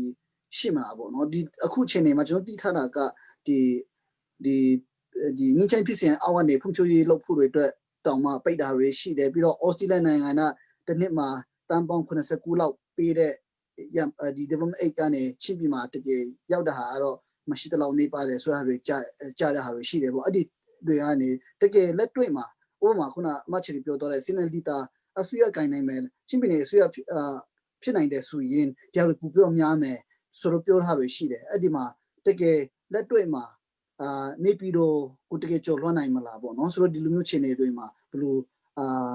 မချီတို့ဖက်နဲ့ပြင်ဆင်ထားတာတွေရှိတယ်ပြီးတော့ဒီနိုင်ငံတကာမှာဘယ်လိုချက်ဆက်မှုနိုင်ငံတကာဆက်ဆံရေးပေါ့အဓိကဖွံ့ဖြိုးရေးဘက်မှာအစည်းအဆုံးနိုင်ငံအနေနဲ့အစည်းအဆုံးပြည်နယ်အနေနဲ့ပြီးတော့ဒီပညာရေးဘက်မှာနောက်အကျဆုံးပြည်နယ်အနေနဲ့ဒီလိုမျိုးလို့နိုင်ငံတကာပေးချင်တဲ့အရာတွေတော့များကြီးတော့ရှိမှထင်ပါတယ်ဒါပေမဲ့နေပြည်တော်ကိုတကယ်ဘယ်လိုကြော်လွှမ်းနိုင်မလဲဆိုတာလေးကိုကျွန်တော်မေ့ချင်ပါတယ်အဲ့ဒီမြေခွင့်မိတာအရင်ကြီးစိုးတင်တယ်ဒါအခုလိုမျိုးကျမတို့ရဲ့ချင်းပြည်နယ်မှာ budget ရောက်တင်တယ်လို့မရောက်တာနိုင်ငံတကာတွေအဖွဲ့အစည်းတွေနဲ့အစိုးရတွေအလုပ်တင်တယ်လို့မလုပ်တာဒီခုနဘ ഹു ရဲ့ချုပ်ကင်မှုအောက်မှာဒီမှာတာမှကြက်တီးတဲ့ဘ ഹു ရဲ့ချုပ်ကင်မှုရဲ့အားနည်းချက်တွေဆိုတာပြည်သူလူထုတွေကိုသိစေချင်တယ်အဲ့ဒါကိုခုနကျမပြောသလိုပဲဒီလောက်ဘ ഹു ရဲ့ချုပ်ကင်မှုဖြေလျှော့သွားအောင်ဆိုလို့ရှိရင်ကျမတို့ CNLD ဒီချင်းပြည်နယ်မှာဒီမကဘူးပြည်ထောင်စုလွှတ်တော်အတွက်ကိုလည်းအနိုင်ရဖို့လိုအပ်တယ်ထိုနည်း၎င်းပဲကျမတို့ချင်းပြည်နယ်ကလူတွေတခုတည်းနဲ့ပဲမရဘူးကျမတို့တိုင်းသားပြည်နယ်9ခုကနေကျမတို့ဒီတိုင်းသားပါတီတွေကနိုင်ရတယ်ဆိုလို့ရှိရင်ခုနဘ ഹു ရဲ့ချုပ်ကင်မှုကိုကျမတို့စင်ခေါ်လို့ရတယ် challenge လုပ်လို့ရတယ်ဖိအားပေးလို့ရတယ်နိုင်ငံရေးဖိအားပေးလို့ရတယ်အခုနေချိန်မှာအဲ့လိုကိုယ်စလဲတွေမရှိနေလို့နော်အနည်းနေလို့ကျမတို့ကဒီဟာတွေကိုလုပ်လို့မရတာဖြစ်တယ်စင်ခေါ်လို့မရတာဖြစ်တယ်မြေခွန်းထုတ်လို့မရတာဖြစ်တယ်ဆိုတော့ဒီဟာတွေကိုမလိုချင်တော့ဘူးဆိုလို့ရှိရင်တိုင်းသားပါတီတွေကိုအကုန်လုံးမဲပေးလိုက်ဒီဟာတွေကပျောက်သွားမှာဖြစ်တယ်ဆိုတော့ဒါကပထမချက်ပေါ့ဒုတိယချက်ကဒီကျမတို့ development လို့ပြောလို့ရှိရင်နှစ်ခုရှိတယ်ခုနကျမပြောတဲ့ဟာကဒီအစိုးရကနေလုပ်ရမယ့်အရာတွေရှိတယ်ခုနအခြေခံအဆောက်အုံတွေပေါ့လမ်းပန်းဆက်သွယ်ရေးတွေမီးတွေနော်ဒါတွေကအစိုးရကအခြေခံလိုအပ်ချက်တွေကိုလုပ်ရမယ့်ဟာဖြစ်တယ်ကျန်တဲ့ဟာတွေက private sector လုပ်ရမယ့်ဟာတွေရှိတယ်တကယ်flourishing economy ပေါ့နော်တကယ် productive ဖြစ်တဲ့အလုပ်ဖြစ်နေတဲ့စီးပွားရေးစနစ်လေပက်ဖို့ရအတွက်ဆိုလို့ရှိရင် private sector တွေကအရေးကြီးတယ်ဆိုတော့ private sector တွေကကျမတို့ချင်းပြည်နယ်မှာများဖန်တီးပေးဖို့လိုအပ်တယ်เนาะအခုလောလောဆယ်မှာကျမတို့ချင်းပြည်နယ်မှာ private sector ကောင်းကောင်းလေးမရှိဘူးเนาะအခုရှိနေတဲ့စီးပွားရေးသမားတွေဒီ development project အတွက်ကြာလာတဲ့เนาะ ချက်ချက်သိန်း9000တို့ချက်သိန်းသိန်း900တို့သိန်း1000တို့သိန်း9000တို့သိန်း1000တို့စီကနေအလုပ်လုပ်ပြီးတော့မှတဝက်လောက်ကိုသူတို့ရဲ့အခက်ထက်နော်နောက်ထပ်ကိုဆိုရဝန်ထမ်းတွေကိုပတ်စံပေးနော်တကယ်လမ်းဆောက်တာတကယ်လောက်တာက25%လောက်ပဲဘတ်ဂျက်ရဲ့25%လောက်ပဲရောက်နေတဲ့အရာတွေဖြစ်တယ်ဒီဟာဒီစီးပွားရေးမဟုတ်ဘူးနော်ဒီဟာဒီတကယ်ကို competence ရှိနေတဲ့ economy ပေါ့တကယ်ကိုလေပတ်နိုင်တဲ့အင်အားတောင်းတဲ့စီးပွားရေးစနစ်ကိုတွားဖို့အတွက်ဒီလိုမျိုးနဲ့တွားလို့မရဘူးဆိုတော့ကျမတို့ဒီCNLD အနေနဲ့ economic vision တွေရှိတယ်အဲ့ economic vision ဆိုတာကကျမတို့ဒီ private sector ကိုဒီထက်ပို့ပြီးတော့အားကောင်းလာအောင်တကယ်ကို competence ရှိတဲ့ economy ဖန်တီးလိုက်အောင်ကျမတို့ကလုပ်ဖို့လိုအပ်တယ်အဲ့တော့အဲ့လိုမျိုးလုပ်ဖို့ရန်အတွက်ကျမလည်းမူဝါဒတွေရေးထားတယ်ကျမတို့ချင်းပင်နယ်ရဲ့ပထဝီနေအထားအရာလူဦးရေအရာကကျမတို့ဒီfactory ကြီးတွေကိုခံမှန်းလို့မရဘူးဘာလို့လဲဆိုတော့မီးလိုတယ်ရီလိုတယ်လေမီးအကျယ်ကြီးလိုတယ်နော်ဆိုတော့ဒီပြီး chip လိုက်ပါပေါ့အမတမဈေးပေါ်တဲ့အလုပ်သမားတွေလိုအပ်တယ်ကျမတို့စမအဲ့ဒါတွေမရှိဘူးနော်ဆိုတော့ကား factory တွေလုပ်မယ်လို့ဘာလို့ညာလို့ပြောတာဒီထဲမှာအိမ်ဆောက်နေတာပဲဘာမှအကောင့်ထဲပေါ်လို့မရတဲ့အရာတွေဖြစ်တယ်ဒါပေမဲ့ကျမတို့ဘာလုပ်ရမလဲဆိုလို့ရှိရင်လမ်းပန်းဆက်သွယ်ရေးကောင်းအောင်လုပ်ရမယ်ချင်းပင်နယ်မြွာတိုင်းကိုကတ္တရာကားကတ္တရာကားတွေအကုန်လုံးခင်းနော်ကားတစ်စီးစာဝင်နိုင်တဲ့ကတ္တရာကားတွေအကုန်လုံးခင်းနေဆိုလို့ရှိရင်ကျမတို့ရဲ့ mobility connectivity လို့ခေါ်တဲ့ဆက်သွယ်မှုတွေကသူဟာနဲ့သူဖြစ်လာမှာဖြစ်တယ်အဲ့ဒါတွေလုပ်ပြီးပြီဆိုလို့ရှိရင်အလိုရင်းနဲ့ဟိုဘက်ရွာကဒီဘက်ရွာကအကုန်လုံးကုန်သွယ်မှုတွေကသူဟာနဲ့သူဖြစ်လာမှာဖြစ်တယ်ဆိုပထမအဆုံးအနေနဲ့ကျမတို့လမ်းနေကတ္တရာလမ်းနေအကုန်လုံးခင်းရမယ်အခုလိုမျိုး NLD အစိုးရကလုပ်နေတဲ့ရှင်ဘွတ်ကားတွေလမ်းနေမဟုတ်ဘူးတကယ်ကိုနှစ်20နော်အာမခံနိုင်တဲ့ကားတွေလမ်းကျမတို့ကလုပ်ပြရမှာဖြစ်တယ်ဆိုတော့ဒါတွေကိုလုပ်မယ်အဲ့ဒါလုပ်ပြီးပြီဆိုလို့ရှိရင်ကျမတို့ဒီအိန္ဒိယနယ်စပ်နဲ့နော် North East တစ်ခုလုံးကိုကျမတို့ market တစ်ခုဈေးကွက်အနေနဲ့တစ်ခုထားနိုင်အောင်ကျမတို့ border trade တွေလုပ်ရမှာဖြစ်တယ် border trade center တွေလုပ်ရမှာဖြစ်တယ်ပြီးလို့ရှိရင်မြန်မာပြည်ကို supply တစ်ခုလုံးဝင်လာနိုင်အောင်ကလေးမြို့နယ်လောက်မှာ trade center နော်ကုန်သွယ်ရေး center တစ်ခုလုပ်ရမှာဖြစ်တယ်ဆိုတော့အခုလဲကျမဒီ city mart ကတငယ်ချင်းတွေနဲ့လည်းပြောပြီးပြီရန်ကုန်မှာရှိနေတဲ့လူတွေ city mart တော့သိမှာပါဒီ shopping mall ကြီးရှိတယ်အဲ့မှာဟင်းသင်းရွက်တွေလည်းအများကြီးရောင်းတယ်ဆိုတော့ကျမတို့ချင်းပြည်နယ်ကအသင်းဟန်တွေအကုန်လုံးကိုဒီလိုမျိုး city mart လိုမျိုးမှာရောက်စီချင်တယ်ဆိုလို့ရှိရင်ကျမတို့ဂျား center တစ်ခုလောက်တော့လိုတယ်ဆိုတော့ကလေးမျိုးလောက်မှာကျမတို့ဒီလိုမျိုး trade center တစ်ခုလုပ်တယ်ဆိုလို့ရှိရင်အဲ့မှာတူထောင်မှုတွေကျမတို့နေပညာတွေတင်နန်းပြီးနဲ့နေစနစ်ကြအဲ့လိုမျိုးတခြားနေရာကိုပို့နိုင်အောင်ကျမတို့ကလုပ်ပေးရမှာဖြစ်တယ်ဆိုတော့ဒီလိုမျိုးလှုပ်လာနိုင်အောင်အတွက်ကအစိုးရအနေနဲ့ကျမတို့အစိုးရအနေနဲ့လမ်းကြောင်းလေးခင်းလိုက်ပေးလိုက်ရုံပဲသူဟာတဲ့ဂုံသွေးရေးကပြည်သူလူထုကသူဟာတဲ့သူလှုပ်သွားမှာဖြစ်တယ်ဒါဒီလိုလှုပ်ပါဟိုကလှုပ်ပါဆိုပြီးတော့ဒါပြောနေရင်ဒါဈေးကွက်စီးပွားရေးလည်းမဟုတ်တော့ဘူးဒါ socialist စီးပွားရေးစနစ်ဖြစ်သွားပြီဆိုတော့အရင်ကဦးနေဝင်းလုပ်ခဲ့တဲ့ဟာမျိုးတွေကျမတို့ပြန်မလုပ်ချင်တော့ဘူးเนาะအခု2008ပွဲစစ်ပုံချခံဥပဒေထဲမှာလည်းပါတယ်ကျမတို့နိုင်ငံကဈေးကွက်စီးပွားရေးစနစ်ဖြစ်တယ်ဆိုတော့ဒီလိုမျိုးသူဟာနဲ့သူလဲပတ်နေအောင်ကျမတို့ကလုပ်ရမှာဖြစ်တယ်နောက်တစ်ခုကကျမတို့အနေနဲ့လုပ်ရမှာကဒီချင်းပင်နယ်လမ်းပန်းဆက်သွယ်ရေးပြင်ကိုချင်းပင်နယ်ကနေเนาะစကိုင်းတိုင်းကလေးကနေကန်ကောကနေစောကနေငဖဲကနေရခိုင်ကြောက်တော့အကုန်လုံးကိုကျမတို့ဂုံသွေးလမ်းဖောက်နိုင်တယ်ဆိုလို့ရှိရင်ကျမတို့ချင်းပင်နယ်ကပင်လယ်တစ်ခါမှမကြုံမမြင်ဘူးတဲ့လူတွေလည်းရခိုင်ပင်နယ်မှာငပလီမှာတွားပြီး easy တွားအပန်းဖြေလို့ရတယ်ထိုနည်း၎င်းပြီးရခိုင်ပင်နယ်ကနော်တောင်တန်းဒေသမရောက်ဘူးတဲ့လူတွေလည်းလာပြီးတော့မှကျမတို့ချင်းပင်နယ်မှာလည်းလာလေလို့ရတယ်ပင်လယ်အသားစားတွေကိုလည်းကျမတို့ဒီရခိုင်ပင်နယ်ကနေတည်လာပြီးတော့မှဟိုအိန္ဒိယအထိနော်မီဇိုရမ်အထိမနီပူအထိနာဂလန်အထိကျမတို့ကဒီဝန်သွေးလမ်းကြောင်းကနေတည်ယူပို့ဆောင်လို့ရမှာဖြစ်တယ်ဆိုတော့ဒါတွေကဒီအခုကျမပြောနေတဲ့စကိုင်းတိုင်းမကွေးတိုင်းရခိုင်တိုင်းအခုကျမပြောနေတဲ့မြို့နယ်တွေချင်းတင်နေတဲ့မြို့နယ်တွေဖြစ်တယ်ဆိုတော့အလိုရင်းနဲ့ဒါတွေကကျမတို့ဒီချင်းပြည်သူလူထုတွေလည်းတနေရာနဲ့တနေရာအဆက်အသွယ်ရပြီးသားဖြစ်မယ်ဂုံသွေးမှုအရာကလည်းရှိနေပြီးသားဖြစ်မယ်ဒါတွေကကျမတို့လုပ်ရမယ်ပေါ့နော်ကျမတို့က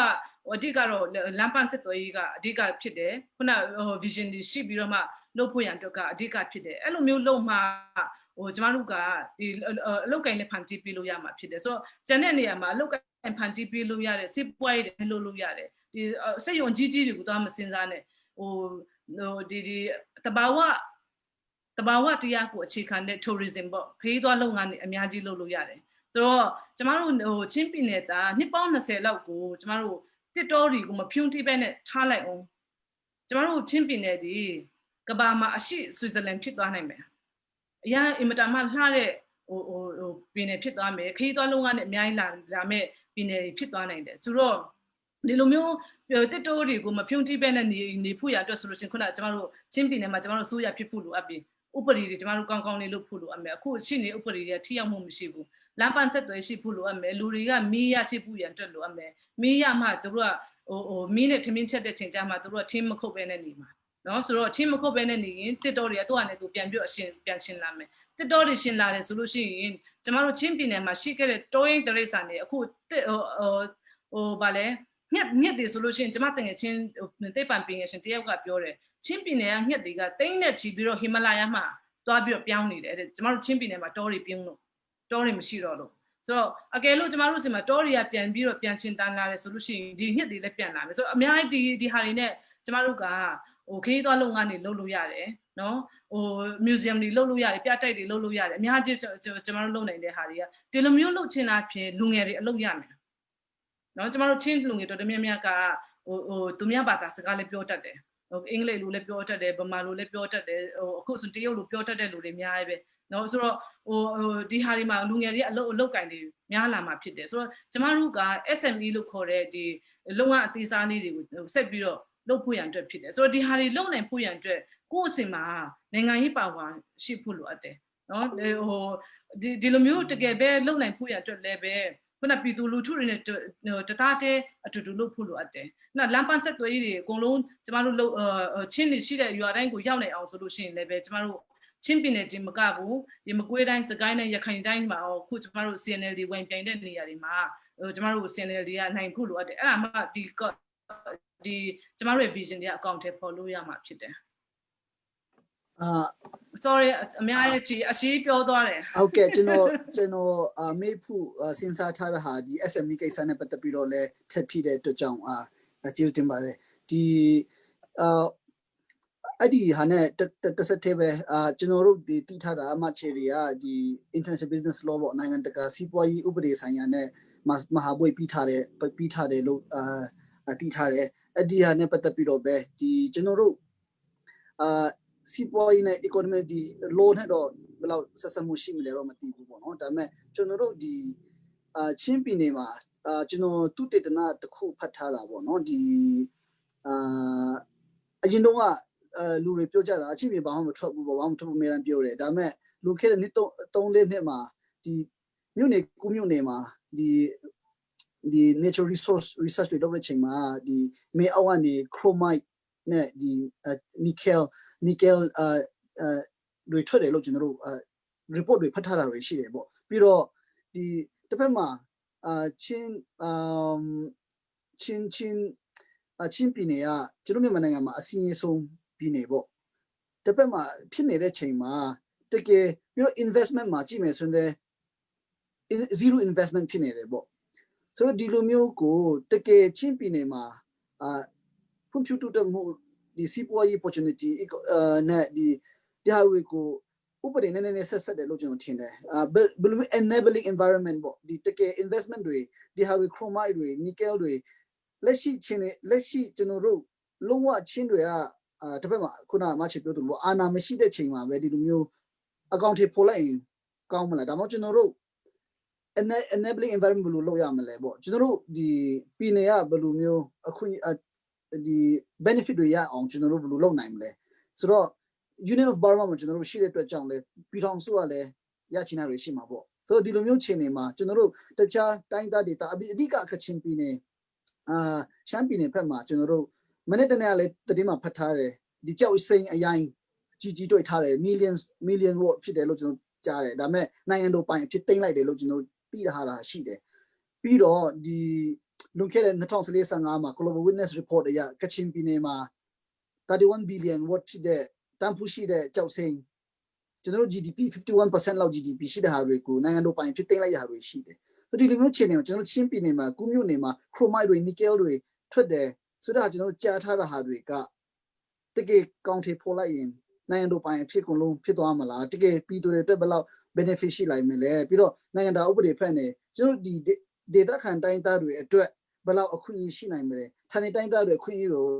ကောက်ပေးနိုင်မလားပေါ့ဒီလိုမျိုးချင်းနေတွေမှာကျွန်တော်တို့အတွက် data ခံပြည်သူတွေအတွက်ဘယ်လောက် benefit ရှိအောင်လုပ်နိုင်မလဲဆိုတော့ဟာဒီနိုင်ငံကြီးအာဏာတစ်ခုပဲလူတာလားဒါမှမဟုတ်တခြားဘယ်လိုမျိုးတွေလိုအပ်လဲဆိုတာလေးကိုပဲချက်ပြီးတော့ဖြစ်ပြင်လို့ရမလားနိုင်ငံရေးအနေနဲ့အရင်ဖြေမယ်နိုင်ငံရေးအနေနဲ့အရင်ဖြေမယ်ဆိုတာကကျမတို့စီမှာကိုပိုင်ပြတ်ထန်းခွင့်မရှိမချင်းခုန investment တွေလာလို့ရှိရင်ကျမတို့ရဲ့ပြည်သူလူထုတွေကခန်းစားတင်တယ်လို့မခန်းစားနိုင်ဘူးကချင်ပြည်နယ်ဥပမာခုနပါနင်းကပြောပြီးပြီကချင်ပြည်နယ်ဒီလောက်နော်ကြောက်စိမ့်ထွက်တာဘာဖြစ်လို့ကချင်ပြည်သူလူထုတွေခုထိဒုက္ခရောက်နေရလဲနော်ကချင်ပြည်နယ်ကဲတို့ Federal တာရတယ်ဆိုလို့ရှိရင်ကချင်ပြည်နယ်ကနေထွက်တဲ့ဒီရန်ပုံငွေနဲ့နော်ဒီတနိုင်ငံလုံးကိုတော့မှသူလှမ်းပြီးတော့ထောက်ပံ့လို့ရမှာဖြစ်တယ်ဆိုတော့ကျမတို့ပြောနေတဲ့ Federal တွေခုနဒီလိုမျိုးတဘာဝတရားဇာတတွေကစလို့စီမံခန့်ခွဲပိုင်ခွင့်ရှိရမယ်ဒါပေမဲ့အဲ့လိုမျိုးဖြစ်လို့တရားမှတရားကိုကယူရမလားဆိုတာတော့မဟုတ်ဘူးနော်ဒီဘဟုနဲ့ရခိုင်နှုန်းခွဲရမယ်တချို့ project တွေရှိမယ်တချို့နေရာကြတော့ပြည်နယ်ကနေပြီးအကုန်လုံးစီမံခန့်ခွဲရမယ်အရာတွေရှိမယ်ဆိုတော့ဒီဟာတွေကကျမတို့ဒီ Federal မူဝါဒတွေမှာလည်းဒီမှာလည်းပါတယ်တဘာဝတရားဇာတအခွဲဝေးတွေမှာလည်းပါတယ်ကျမတို့ငင်းချမ်းကြီးဒီငလာခံဆွေးနွေးတဲ့နေရာတွေမှာလည်းဒါတွေကပါပြီးသားဖြစ်တယ်ဆိုတော့ Federal မရမချင်းကတဘာဝတရားဇာတကနေရလာတဲ့generate ထွက်လာတဲ့ဒီ revenue ပေါ့ရန်ပုံငွေနိုင်ငံတော်ရန်ပုံငွေဒီပြည်သူလူထုအတွက်ကရန်နှုန်းပြီးတော့အကျိုးမဲ့မရှိဘူးဒါကတစ်ချက်နှစ်ချက်ကခုနဒီဆုံးဖြတ်ချက်ချတဲ့နေရာမှာကိုရီးယားဆုံးဖြတ်ချက်မချနိုင်တဲ့အတွက်ကြောင့်မို့ဘယ်လိုမျိုး investment လဲရေရှည် investment လားတကယ် sustainable ဖြစ်တဲ့ရေရှည်ခံတဲ့ investment လိုမျိုးလားဒါမှမဟုတ်လေပတောင်းလိုမျိုးနော်လေပတောင်းကြီးနေလိုမျိုးဒေတာခံနေအကုန်လုံးဒုက္ခရောက်တဲ့investment လိုမျိုးလားဆိုတဲ့ဟာမျိုးတွေကိုကိုရီးယား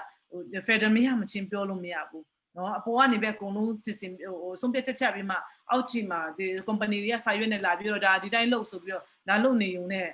အဆင်မပြေဘူးအခုလက်ရှိမှာအဲ့လိုမျိုးဖြစ်နေတာဖြစ်တယ်နော်နေပြီးတော့သွားကြတယ်လက်မထိုးကြတယ်အဲ့စာရွက်နဲ့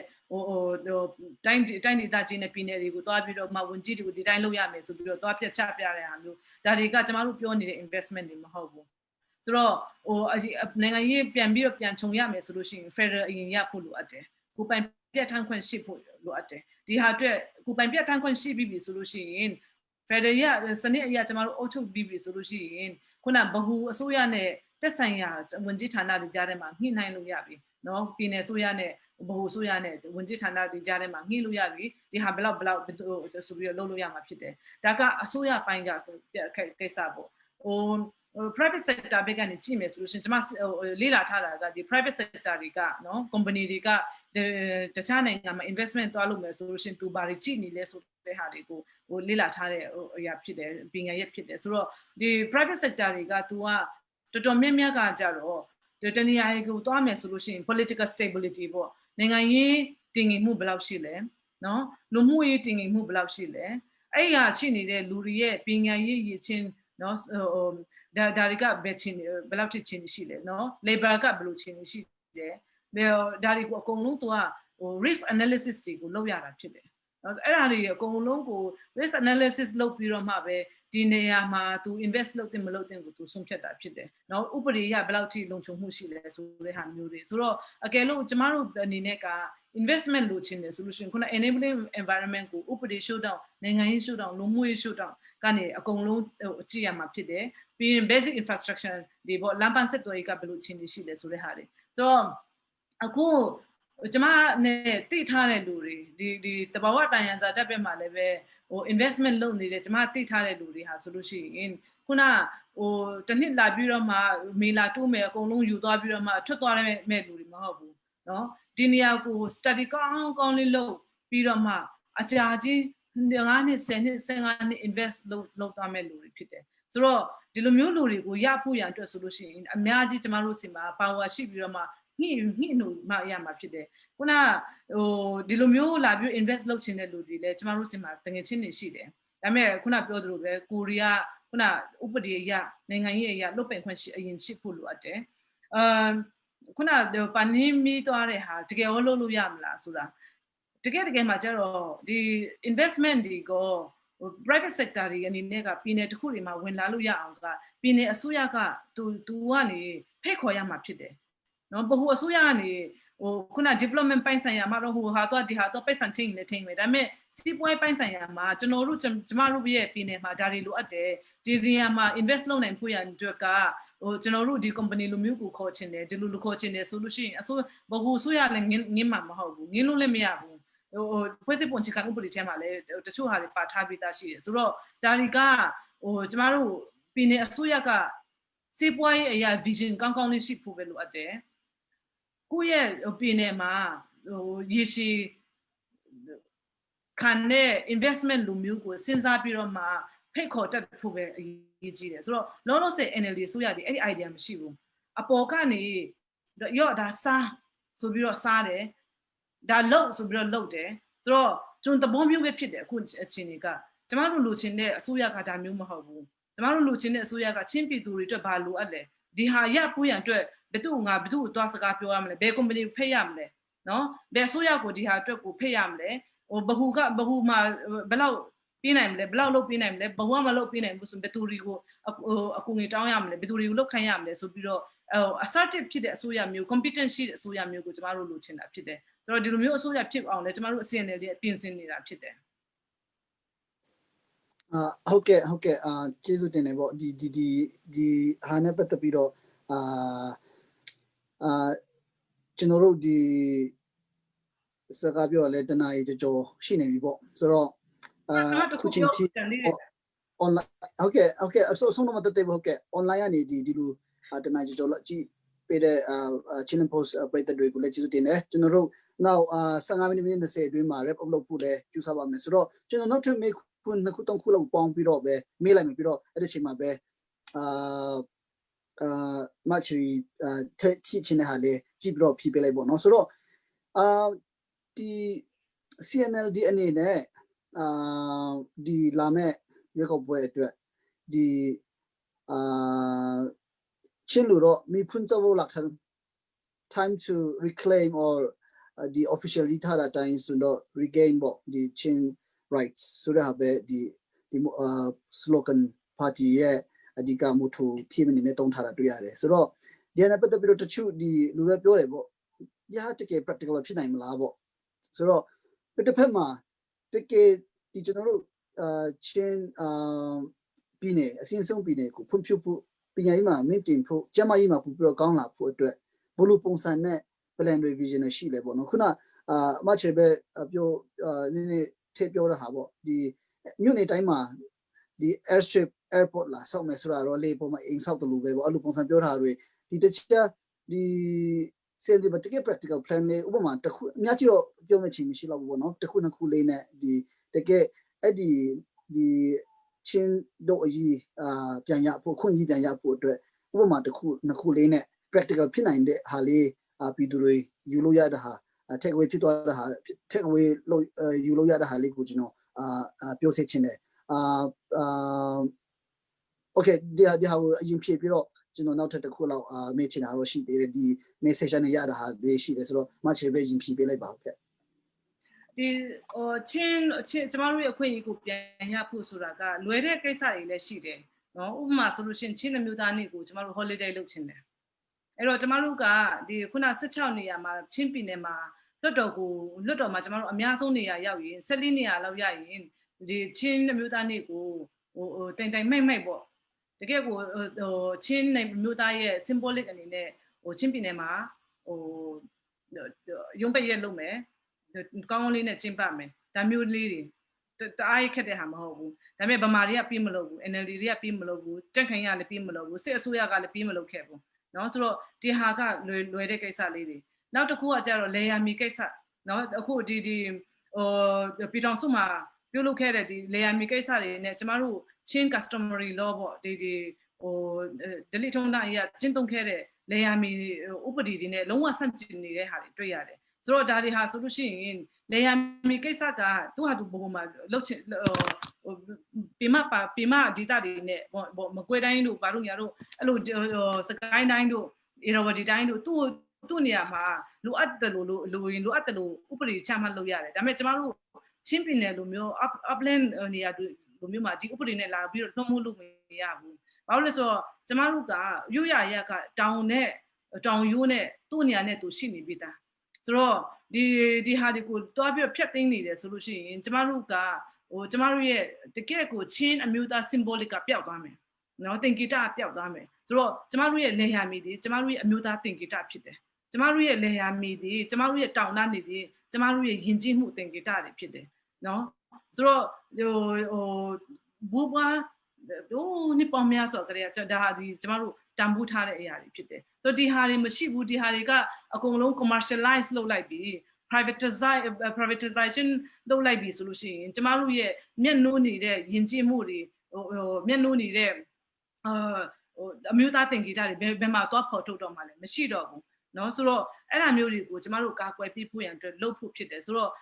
ဒီနှစ်ခုနဲ့ပဲကျမဥပမာလေးပြောချင်ပါတယ်ကျန်တဲ့ဟာတွေကတော့အများကြီးပါ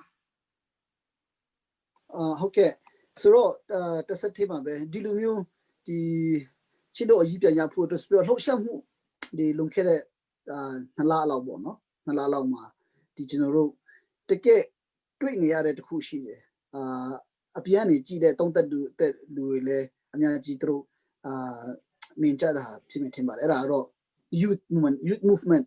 youth political awakening လို့ပြောရမလားလူငယ်တွေနိုင်ငံကြီးမှာတကယ်လှုပ်ရှားပြီးတော့တက်ကြွနေတာဟာတွေ့ရတယ်ပေါ့ကျွန်တော်ဒီမှာဟာခါမှာဆိုရင်ဒီအင်အားပြတယ်ပေါ့ဒီလိုထွက်တဲ့ချိန်မှာကွာကားတွေဆိုင်ကယ်တွေမကုန်နိုင်ဘူးပေါ့ဒီလိုမျိုးတွေ့ရတယ်တက်ချာ Facebook ပေါ်မှာလည်းဒီတွေ့နေရတယ်ပေါ့ဆိုတော့ဒီဟာကကျွန်တော်အမြင်သုံးသပ်ကြည့်တာ incumbent အတွက်ကောင်းတဲ့လက္ခဏာမဟုတ်ဘူးလို့တော့ထင်တယ်ဒါပေမဲ့ဗမာစကားပုံမှာရှိတာပေါ့ပွေးပြင်းမိတယ်ပေါ့ဒီ momentum ကြီးကဒီလူနဲ့ပဲရွေးကောက်ပွဲပြီးမှတည်သွားမလားဒါမှမဟုတ်ဘလူ CNLD ပါတီအနေနဲ့မချရီလက်ပါတီကိုစားပြုပုံစံနဲ့ပြောနေတယ်ဆိုတော့ CNLD ပါတီအနေနဲ့ဒီ momentum ကိုဒီဘလူရှိစပ်ပြီးတော့ဆက်လက်ပြီးတော့တွားနိုင်အောင်ပေါ့ဒီ political awakening ကြီးကိုဆက်လက်ပြီးတော့ရှိနိုင်အောင်ဘလူစီစဉ်ထားရလဲဘလူလုပ်ဖို့စဉ်းစားထားတာလဲပြီးတော့တကယ်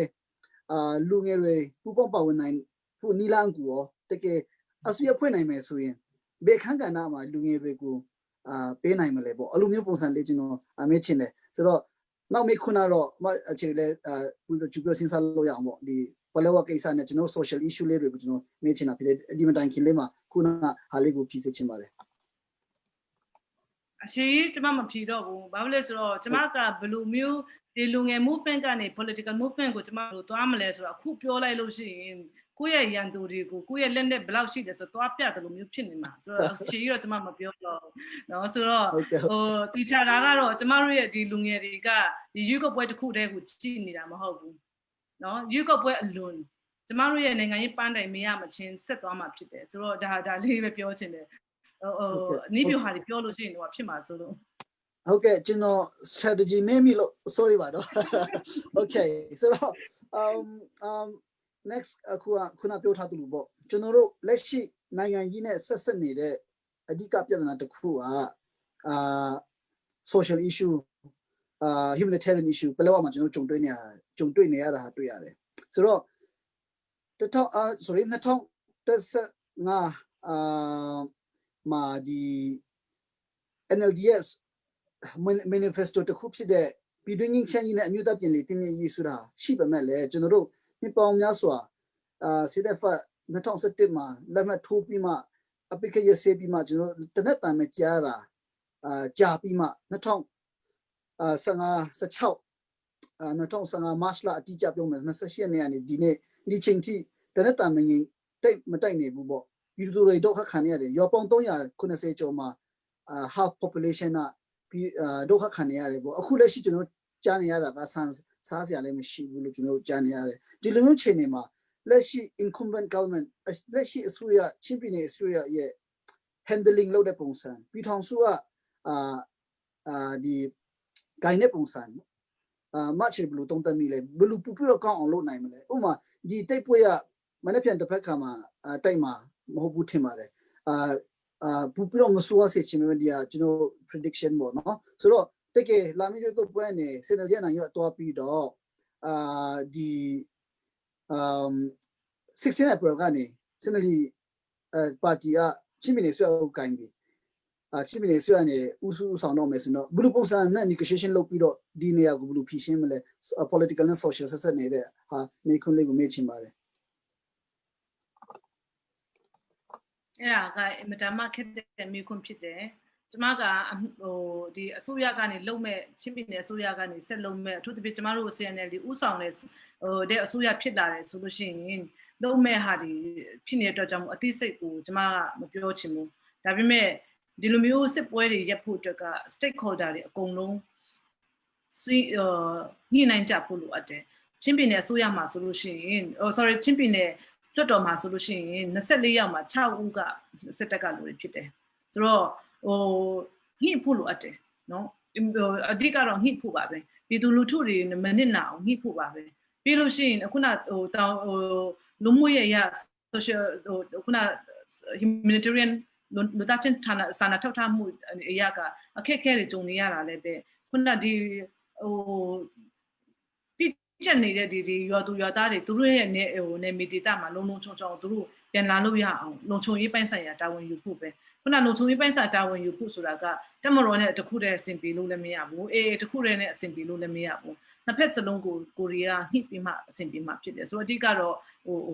စကားနှလုံးသားကိုဖွင့်ပြီးတော့စကားပြောဖို့ ready ဖြစ်ဖို့ပဲဖြစ်တယ်ဒီလောက်နဲ့ပဲဒါကတော့ကျွန်မပြောပြရစီနောက်လူမှုရေးကိစ္စတွေမှာကျွန်မတို့ကကျွန်မကတော့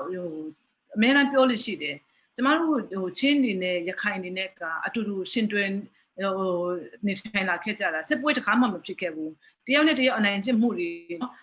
ဒါမျိုးတွေကတော့ရှိခဲ့တယ်ဒါတွေကတော့မကောင်းဘူးတယောက်နဲ့တယောက်ပြောကြမယ်အဲ့လိုအနိုင်မကျင့်နဲ့ဒီလိုလုပ်တာမကောင်းဘူးဒါမျိုးတွေကဒီလိုမျိုးခွဲချက်ဆက်ဆံမှုတွေမလုပ်နဲ့ဒါအချင်းချင်းကြားထဲမှာညှိလို့ရတဲ့ကိစ္စတွေဖြစ်တယ်ဒါပေမဲ့တင်တ်တွေကင်ပြီးတော့တစ်ခါမှလည်းရန်ဖြစ်တဲ့ဟာမျိုးတွေမရှိဘူးဆိုတော့ဒီလူတွေနဲ့လည်းကျမတို့ဆက်ပြီးတော့နေရမှာဖြစ်တယ်ဒီကြားထဲမှာကျမတို့ဒီရခိုင်လူထုနဲ့ချင်းလူထုတွေကြားထဲမှာလာပြီးတော့social media မှာဖြစ် tension ဖြစ်အောင်လုပ်နေတဲ့ဟာမျိုးကတော့ကျမတော့မဖြစ်စေချင်ဘူးဘာလို့လဲဆိုတော့အောက်ခြေမှာလူတွေကအဲ့မှာနေရတဲ့လူတွေဖြစ်တယ်ဆိုတော့အချင်းချင်းရမဖြစ်ဖို့အတွက်ကကျမတို့အကုန်လုံးဝိုင်းပြီးတော့ထိမ့်သိမ့်ဖို့လိုအပ်တယ်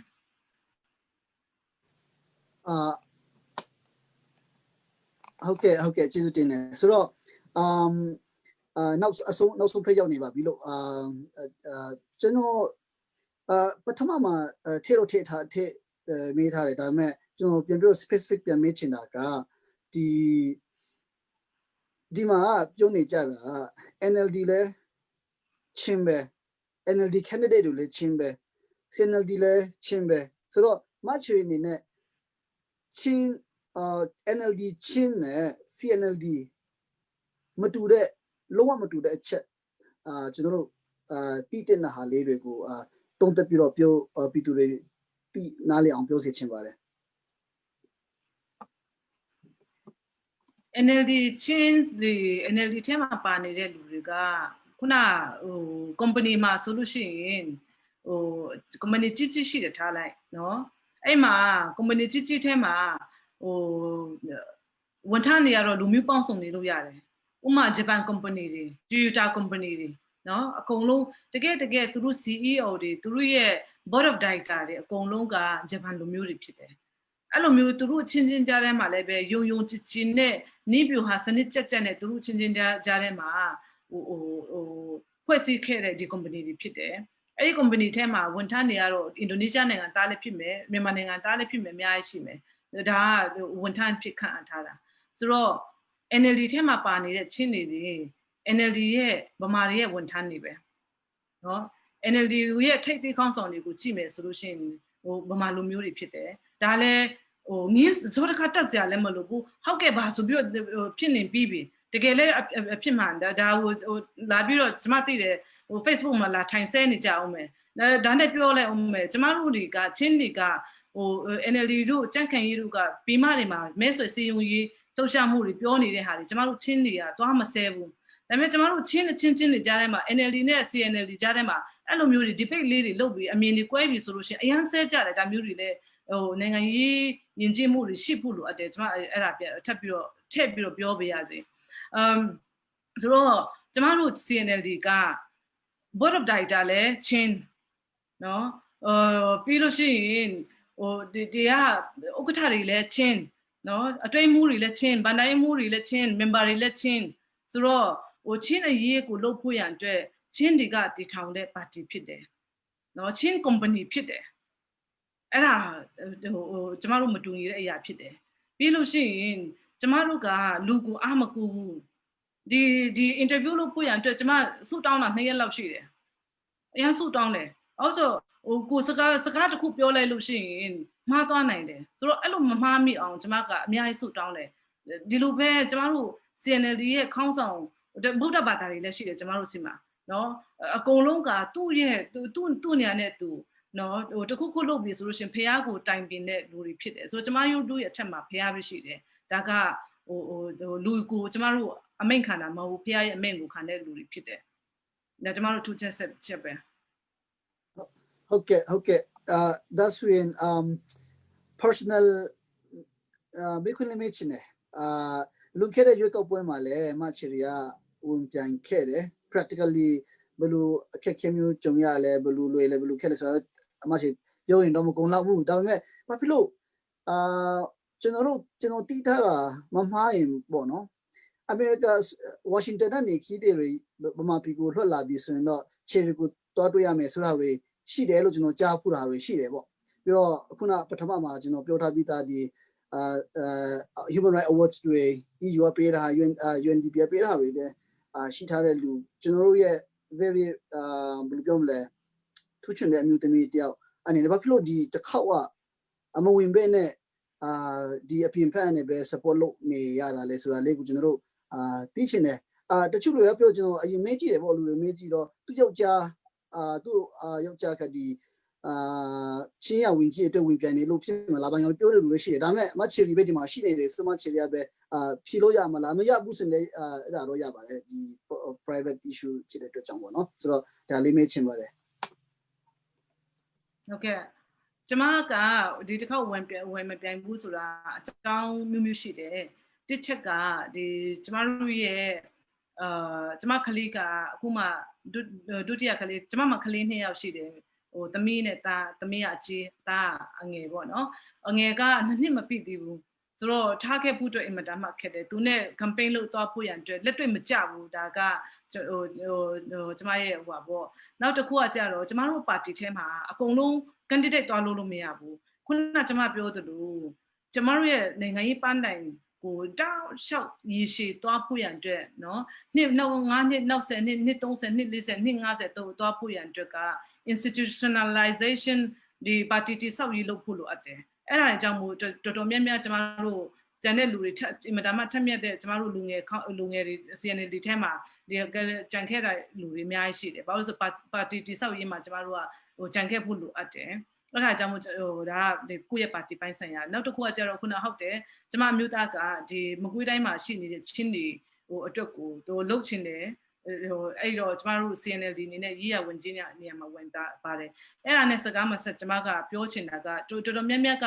အဆူချင်းနေရဆိုပြီးတော့မကွေးတိုင်းကိုတတ်မှတ်ကြတယ်မကွေးတိုင်းမှာကျမတို့ချင်းမျိုးနယ်ဆို6မျိုးနယ်ဆိုလောက်ရှိတယ်အဆူချင်းပါတီတစ်ခုနဲ့လွတ်မိုးလို့မရဘူးဒီမျိုးနယ်ဆိုအကုန်လုံးကိုစားပြုနိုင်ဖို့ရန်အတွက်ကျမတို့ CNLD ကပဲကိုစားပြုနိုင်တာဖြစ်တယ်ဆိုတော့ကျမတို့ CNLD အနေနဲ့ဒီနေရာလိုမျိုးမှာဝင်ပြန်ရတာဖြစ်တယ်ဆိုတော့ခုဒီ2020ရွေးကောက်ပွဲမှာစစ်တနေရာမှာဝင်ပြန်တာဖြစ်တယ်နော်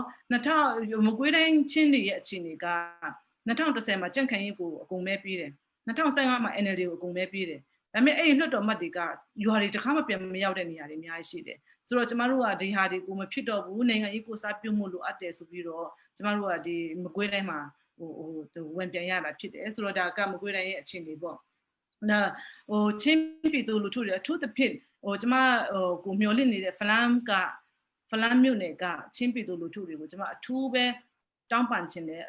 မေတ္တာရက်ခံခြင်းနဲ့အဲ့ဒါပါလဲဆိုလို့ရှိရင်ကျမကိုယ်တိုင်ဝင်ပန်လာနိုင်ဘူး ဝင်မပါနိုင်ဘူးဆိုပေမဲ့ကျမဒီပါတီထဲမှာထဲဝင်အလုပ်လုပ်နေတယ်ဒီပါတီကိုမဲပေးချင်းအဖြစ်ကျမကိုမဲပေးတာနဲ့အတူတူပဲဖြစ်တယ်ဒီပါတီကိုပြည်သူလူထုကအနိုင်ရအောင်မဲပေးတာနဲ့တပြိုင်နက်ကျမဒီပါတီပြည်သူလူထုအတွက်ဒီပါတီကနေတဆင့်နော်နေ့နိုင်ငံနဲ့အလုပ်လုပ်မှာဖြစ်တယ်အဲ့အလုပ်လုပ်ဖို့ရအတွက်ဟိုနောက်ကနေပြင်ဆင်နေတာဖြစ်တယ်ဒီတော့ကျမမပါပေမဲ့ဒီ CNLD ကိုမဲပေးချင်းအဖြစ်ကျမကိုမဲပေးတာနဲ့အတူတူပဲဆိုတာလေကျမမေတ္တာရက်ခံပြီးတော့ပြောချင်ပါတယ်ဟုတ်ကဲ့ကျွန်တော်စဉ်းစားမိတယ်ပေါ့တနားကြီးကျော်ဆွေးနွေးတဲ့နေရာမှာမချီရီက CNLD ရဲ့မေးဆွေစီးမှုမဟုတ်လို့လားမသိဘူး CNLD ကိုမေးပေးပါဆိုတာတခုမှမပြောဘူးလို့ကျွန်တော်ပြောမလို့ပဲဒါပေမဲ့ခုနလေးမှပြောထွက်သွားတယ်ပေါ့ဆိုတော့အခုတော့ကျွန်တော်နောက်ဆုံးဖက်ရောက်ပါပြီတခြားထပ်ကြည့်ပြီးတော့မေးစရာတိတ်တော့မရှိတော့ပါဘူးဆိုတော့ကျွန်တော်နောက်ဆုံးမေးခွန်းနေနဲ့မေးချင်တာကတော့ပြီးတော့မချီရဲ့မှာချင်တဲ့ဟာတွေလည်းဆက်ပြီးတော့မှာပြီးတော့ဆုံးသက်ဖို့ကျွန်တော်ကြိုပြောချင်တယ်ဆိုတော့ဒီချင်းတွေကဒီဘာဖြစ်လို့ကျွန်တော်တို့ချင်းအမျိုးသားပါတီချင်းလူမျိုးကိုချေခံတဲ့ပါတီမှာရက်တင်လဲဒါမှမဟုတ် NLD ဘလို့ကွာချက်ရှိလဲပြီးတော့ကျွန်တော်တို့အမျိုးသားပါတီဘလောက်အရေးကြီးတယ်ဆိုတဲ့ဟာလေးကိုပြောရင်းနဲ့ဒီမှာချင်း post ကိုနားထောင်နေတဲ့ဒီပြည်သက်တွေစီမှာမှာချင်တဲ့ဟာဒါမှမဟုတ်နောက်ဆုံးပေါ့မေးဆွေချင်တဲ့ဟာရှိတယ်ဆိုတော့ကျွန်တော်ခုပေးပါမယ်ဆိုတော့ဒီခုနမေးခွန်းခုလေးကိုဖြည့်ပြီးတော့နောက်ဆုံးမှာစကားလေးပြောပြီးတော့မေးဆွေဒါလည်းအဆင်ပြေတယ်လို့ပြောဖို့ကျွန်တော်နောက်ဆုံးမေးခွန်းလေးမေးချင်ပါတယ်ချင်းပြည်သူလူထုတွေကချင်းပါတီကိုဘာလို့ဝင်ပါရမလဲဆိုတာပေါ့နော်ကျမတို့ရဲ့ candidate တွေကလည်းခဏအောက်ချင်မှာပြောပြီးသားဖြစ်လိုက်မယ်ဒီစကားတွေခဏကြားပြီးသားဖြစ်ပါလိမ့်မယ်လို့တင်တယ်ဒါကကျမတို့ချင်းပြည်သူလူထုတွေကိုအဓိကပြောမဲ့စကားပေါ့နော်ဒါဘာလို့ပါရမလဲဆိုတဲ့ဟာကိုကျမမပြောခင်ဗမာပါတီကိုကျမတို့အရင်လေ့လာကြည့်ရအောင်ဦးနုပါတီနော်ဦးနေဝင် union ပြည်ထောင်စုပါတီတည်ထောင်ခဲ့တယ်နော်ဟိုဒီဖက်ဆက်ပါတီကနေဖက်ဆက်ကိုတော်လှန်တဲ့ပါတီကနေပြည်ထောင်စုပါတီတည်ထောင်ခဲ့တယ်ဦးနုကအသက်ရှင်နေတဲ့အချိန်မှာလှုပ်ရှားနိုင်တဲ့အချိန်မှာဦးနုပါတီမှာတော်တော်များများကစီးလုံးကြတယ်ဗမာလေးကဦးနေဝင်းပါတီဖြစ်လာတယ်တပါတီစနစ်ဖြစ်လာတဲ့အချိန်မှာလည်းပဲဗမာတွေအတွက်ကအများကြီးအကျိုးရှိတယ်စာပေယဉ်ကျေးမှုတွေမှာအများကြီးမြင့်တင်ပေးတယ်နော်အဲ့ဒီစနစ်တွေကြောင့်မို့ချမ်းသာတဲ့လူတွေအများကြီးထွက်လာတယ်နော်1988မှာဒီတပါတီစနစ်ကိုမလိုချင်ဘူးပါတီပေါင်းစုံဒီမိုကရေစီကိုလိုချင်တယ်တပါတီစနစ်ပြုတ်ချရေးဆိုပြီးတော့88မှာနော်ဟိုတနိုင်ငံလုံးဟိုအကြောင်းသားတပိတ်မှုတွေဖြစ်လာကြတယ်အဲ့နောက်ပိုင်းမှာ SPDC တက်လာတယ် SPDC တက်လာပြီးတဲ့နောက်ပိုင်းမှာနာဖဟိုအစိုးရဦးတန်းရွှေအောက်မှာတက်လာပြီးတဲ့နောက်ပိုင်းမှာ crony တွေအများကြီးသူတို့ဖန်တီးလာတယ်နော် crony စစ်ပွားရေးသမားတွေအများကြီးဖန်တီးလာတယ်ဆိုတော့ဒီအခြေအနေကိုကြည့်မယ်ဆိုလို့ရှိရင်ဗမာလူမျိုးတွေအတွက်ကစစ်အင်အား military power နိုင်ငံရေးအင်အားအုပ်ချုပ်ရေးရန်တရားအင်အားစစ်ပွားရေးအင်အားယဉ်ကျေးမှုဆိုင်ရာ soft power လို့ခေါ်တဲ့စာပေယဉ်ကျေးမှုပညာရေးအင်အားတွေအကုန်လုံးသူတို့စီမှာရှိပြီးပြီဆိုတော့အုပ်ချုပ်တဲ့လူတွေဒါပြောင်းသွားတယ်သူတို့စီမှာအဲ့ဓာတွေကိုတောက်လျှောက်တဆင့်ပြီးတဆင့်တိဆောက်သွားတာကျမတို့တွေ့ရတယ်ဒီကြားထဲမှာကျမတို့ရဲ့အမျိုးသားကျမတို့ချင်းတွေအတွက်ကတိဆောက်ဖို့ရန်အတွက်ကျမတို့အခွင့်အလမ်းမရှိခဲ့ဘူးဆိုတော့အခုမှကျမတို့ကဒီဟာတွေကိုပြန်လုပ်မယ်ဆိုပြီးတော့နော်ဟို1999မှာ1988မှာ CNLD ထောင်တယ်ဒါပေမဲ့ဟိုဖြတ်သိမ်းခံရတယ်အခုမှကျမတို့ပြန်လုပ်ပြီးတော့မှဒီဟာအတွက်ကျမတို့ရဲ့အမျိုးသားကိုပြန်တယ် nation building ကိုပြန်လုပ်မယ်ဆိုပြီးတော့ကျမတို့ကအခုလုပ်နေတာဖြစ်တယ်ဒါကြောင့်မို့ကျမတို့ဟို CNLD ဒီအမျိုးသားတိဆောက်ရေးချင်းအမျိုးသားတိဆောက်ရေးအတွက်တောက်လျှောက်သွားနေတဲ့ပါတီဖြစ်နေတဲ့အတွက်ကြောင့်မို့ဒီပါတီမှာနေတင်တယ်ချင်းအမျိုးသားဖြစ်နေတယ်ချင်းအမျိုးသမီးဖြစ်နေတယ်ချင်းအမျိုးသားတိဆောက်ရေးအတွက် national building အတွက်ကိုပါချင်တယ်ဆိုရင်ကျမတို့ပါတီကိုအားပေးပါ CNLD ကိုအားပေးပါ CNLD အင်အကြီးကြီးဖြစ်တယ်မြို့နယ်ဆိုတဲ့အကုန်လုံးဝင်ဆန်းတဲ့ချင်းမြို့နယ်ဆိုတဲ့အကုန်လုံးဝင်ဆန်းတဲ့နော်ဘာသာလူမျိုးနယ်ဆိုမခွဲဘဲနဲ့ဝင်ဆန်းတဲ့အင်အကြီးကြီးဖြစ်တယ်ဆိုတော့ကျမတို့ကဒီအင်အကြီးကြီးကိုတည်ဆိုတော့ဒီအင်အကြီးကြီးထဲမှာဝင်ပါလာကြပါအထက်မှာလူတိုင်းကိုကျမတို့ ကြိုဆိုပါတယ်ဆိုတဲ့ဟာကိုကျွန်မပြောချင်တယ်ဒီဟာအတွက်ကကျွန်တော်တို့ပါတီကိုအားပေးဖို့လိုအပ်တယ်နောက်တစ်ခုကအခု NLD မှာအရန်ကိုအာတုံခွန်ဆိုင်လုံးနေတဲ့လူတွေကိုကျွန်မမေးခွန်းပေးမေးချင်တယ်ခုနကျွန်မပြောနေတဲ့ဗမာခေါင်းဆောင်တွေဦးနုရှိခဲ့တယ်ဦးနေဝင်းရှိခဲ့တယ်ဦးတန်းရွှေရှိခဲ့တယ်ဦးသိန်းစိန်ရှိခဲ့တယ်အခုဒေါ်စုရှိတယ်သူတို့ရဲ့ personality ပေါ့နော်ဒီပုံကိုအကြီးကြီးထိလို့မရတဲ့ young power အာဏာကြီးတဲ့ဒီပုံကိုတွေပြေးသွားပြီဆိုလို့ရှိရင်ဒီပါတီတွေလည်းမိမ့်သွားတယ်ဆိုတော့ NLD အလွန်မှလည်းပဲကျန်တဲ့ပါတီတွေပေါ်လာနိုင်မယ်ဆိုတော့အခု NLD လို့ပြောနေတဲ့ကိုချင်းတောင်မှတတ်မယ်ဖြတ်မယ်လို့ပြောပြီးတော့မှနေပြင်းငှက်တတ်မယ်ဗာရင်တွေပြောပြီးတော့မှအော်နေတဲ့ကျမတို့ NLD ကအချင်းတွေကိုမေးချင်တာကဒီလိုမျိုး personality ကိုကူးကွယ်တဲ့ပါတီမှာဆက်နေမလားဒါမှမဟုတ်ရင်အမျိုးသားတည်ဆောက်ရေးမှာဆက်နေမလားဆိုတဲ့ဟာကိုကျွန်မမေးချင်တယ်ဆိုတော့ဒီဟာနဲ့ကျွန်မကလှုပ်ချင်တယ်ပေါ့နော်နောက်တစ်ခုကနာနဲ့ဆက်ပြီးတော့မှဒီပြည်ထောင်စုစိတ်သက်ရှစ်ကြပါဗာရင်ကြီးခုနေ့ကလည်းပြောတာနေကြားလိုက်တယ်နော်ပြည်ထောင်စုဆိုတာကကျမတို့ပြည်လုံစာချုပ်ကိုပြန်ပြီးတော့ပြန်ကိုးကားနေရမှာဖြစ်တယ်နော်ကျမတို့ရဲ့ပြည်နယ်တွေအတူတကွလာပြီးတော့ဒီပြည်ထောင်စုကိုတိဆောက်ရအောင်ဆိုပြီးတော့ကျမတို့ကဒီစာချုပ်တွေကိုချုပ်လာခဲ့တာဖြစ်တယ်ဆိုတော့ဒီစာချုပ်ရဲ့အနှစ်သာရကဒီချင်းတွေလည်းပဲကိုပိုင်ပြတ်ထန်းခွင့်ရှိရမယ်သူတို့ဘာသာသူတို့ political representation ကိုသူတို့ဘာသာသူတို့ဆုံးဖြတ်ရမယ်ဆိုပြီးတော့စိတ်သက်ရှစ်ချင်းတွေလေးစားကုန်ပြုတ်ချင်းတွေပြည်ထောင်စုစိတ်သက်ဖြစ်တယ်အခု NLD ကလုပ်နေတဲ့ပုံစံတွေလေကျမတို့ရဲ့နိုင်ငံရေးကိုစားပြုမှုတွေကိုအားနည်းတော့အောင်လုပ်နေတာဖြစ်တယ်ဆိုတော့ဒါပြည်ထောင်စုစိတ်သက်မဟုတ်ဘူးပြည်ထောင်စုစိတ်သက်ဆိုတဲ့အနှစ်သာရကိုနားမလည်ပဲနဲ့ရှောက်ပြောနေတဲ့ချင်းတွေလည်းရှိတယ်ဒါတွေလည်းပဲကျမတို့ပြည်သူလူထုတွေကခွဲပြီးတော့မှမြင်တင်လောက်ပြီလို့ကျမထင်တယ်ဆိုတော့နောက်ဆုံးအနေနဲ့ပြောချင်တာကကျမတို့CNLD ကိုအခုထိအားပေးတဲ့လူတွေရှိတယ်ဆက်ပြီးတော့လည်းအားပေးကြပါကျမတို့ကရွေးကောက်ပွဲမှာလည်းပဲဘုရားရဲ့မဆာမှုတွေကျမတို့နိုင်မယ်နော်ဒီရွေးကောက်ပွဲလိုမှလည်းပဲပြည်သူလူထုတွေအတွက်ကိုကျမတို့အများကြီးလုပ်မှာဖြစ်တယ်ကျမတို့ချင်းပြည်နယ်တစ်ခုတည်းကိုကျမတို့လုံခြုံမှာမဟုတ်ဘူးကျမတို့ချင်းနေနေတဲ့နေရာတွေဒေသတိုင်းမှာကျမတို့ရဲ့နိုင်ငံရေးကိုစားပြုမှုတွေစီးပွားရေးလူမှုရေးအသီးသီးမှာကျမတို့တိုးတက်ဖို့ရန်အတွက်လှုပ်ဆောင်မှာဖြစ်ပါတယ်ဆိုတော့ကျမတို့ကိုဆက်ပြီးတော့လည်းအားပေးကြပါနိုဝင်ဘာလ10ရက်နေ့ကြာမှာလည်းပဲကျမတို့ကိုဒီOcean နှကောင်နဲ့နော်နောက်ကောင်နဲ့အပြာရောင်လေးကိုသွားပြီးတော့မဲပြကြပါလို့ကျွန်မဖိတ်ချင်ပါတယ်ဟုတ်ကဲ့ကျေးဇူးများကြီးတင်ပါတယ်ကျွန်တော်တို့ဒီ the Chilean Post ရဲ့စီစဉ်မှုဖြစ်ဒီလူမျိုး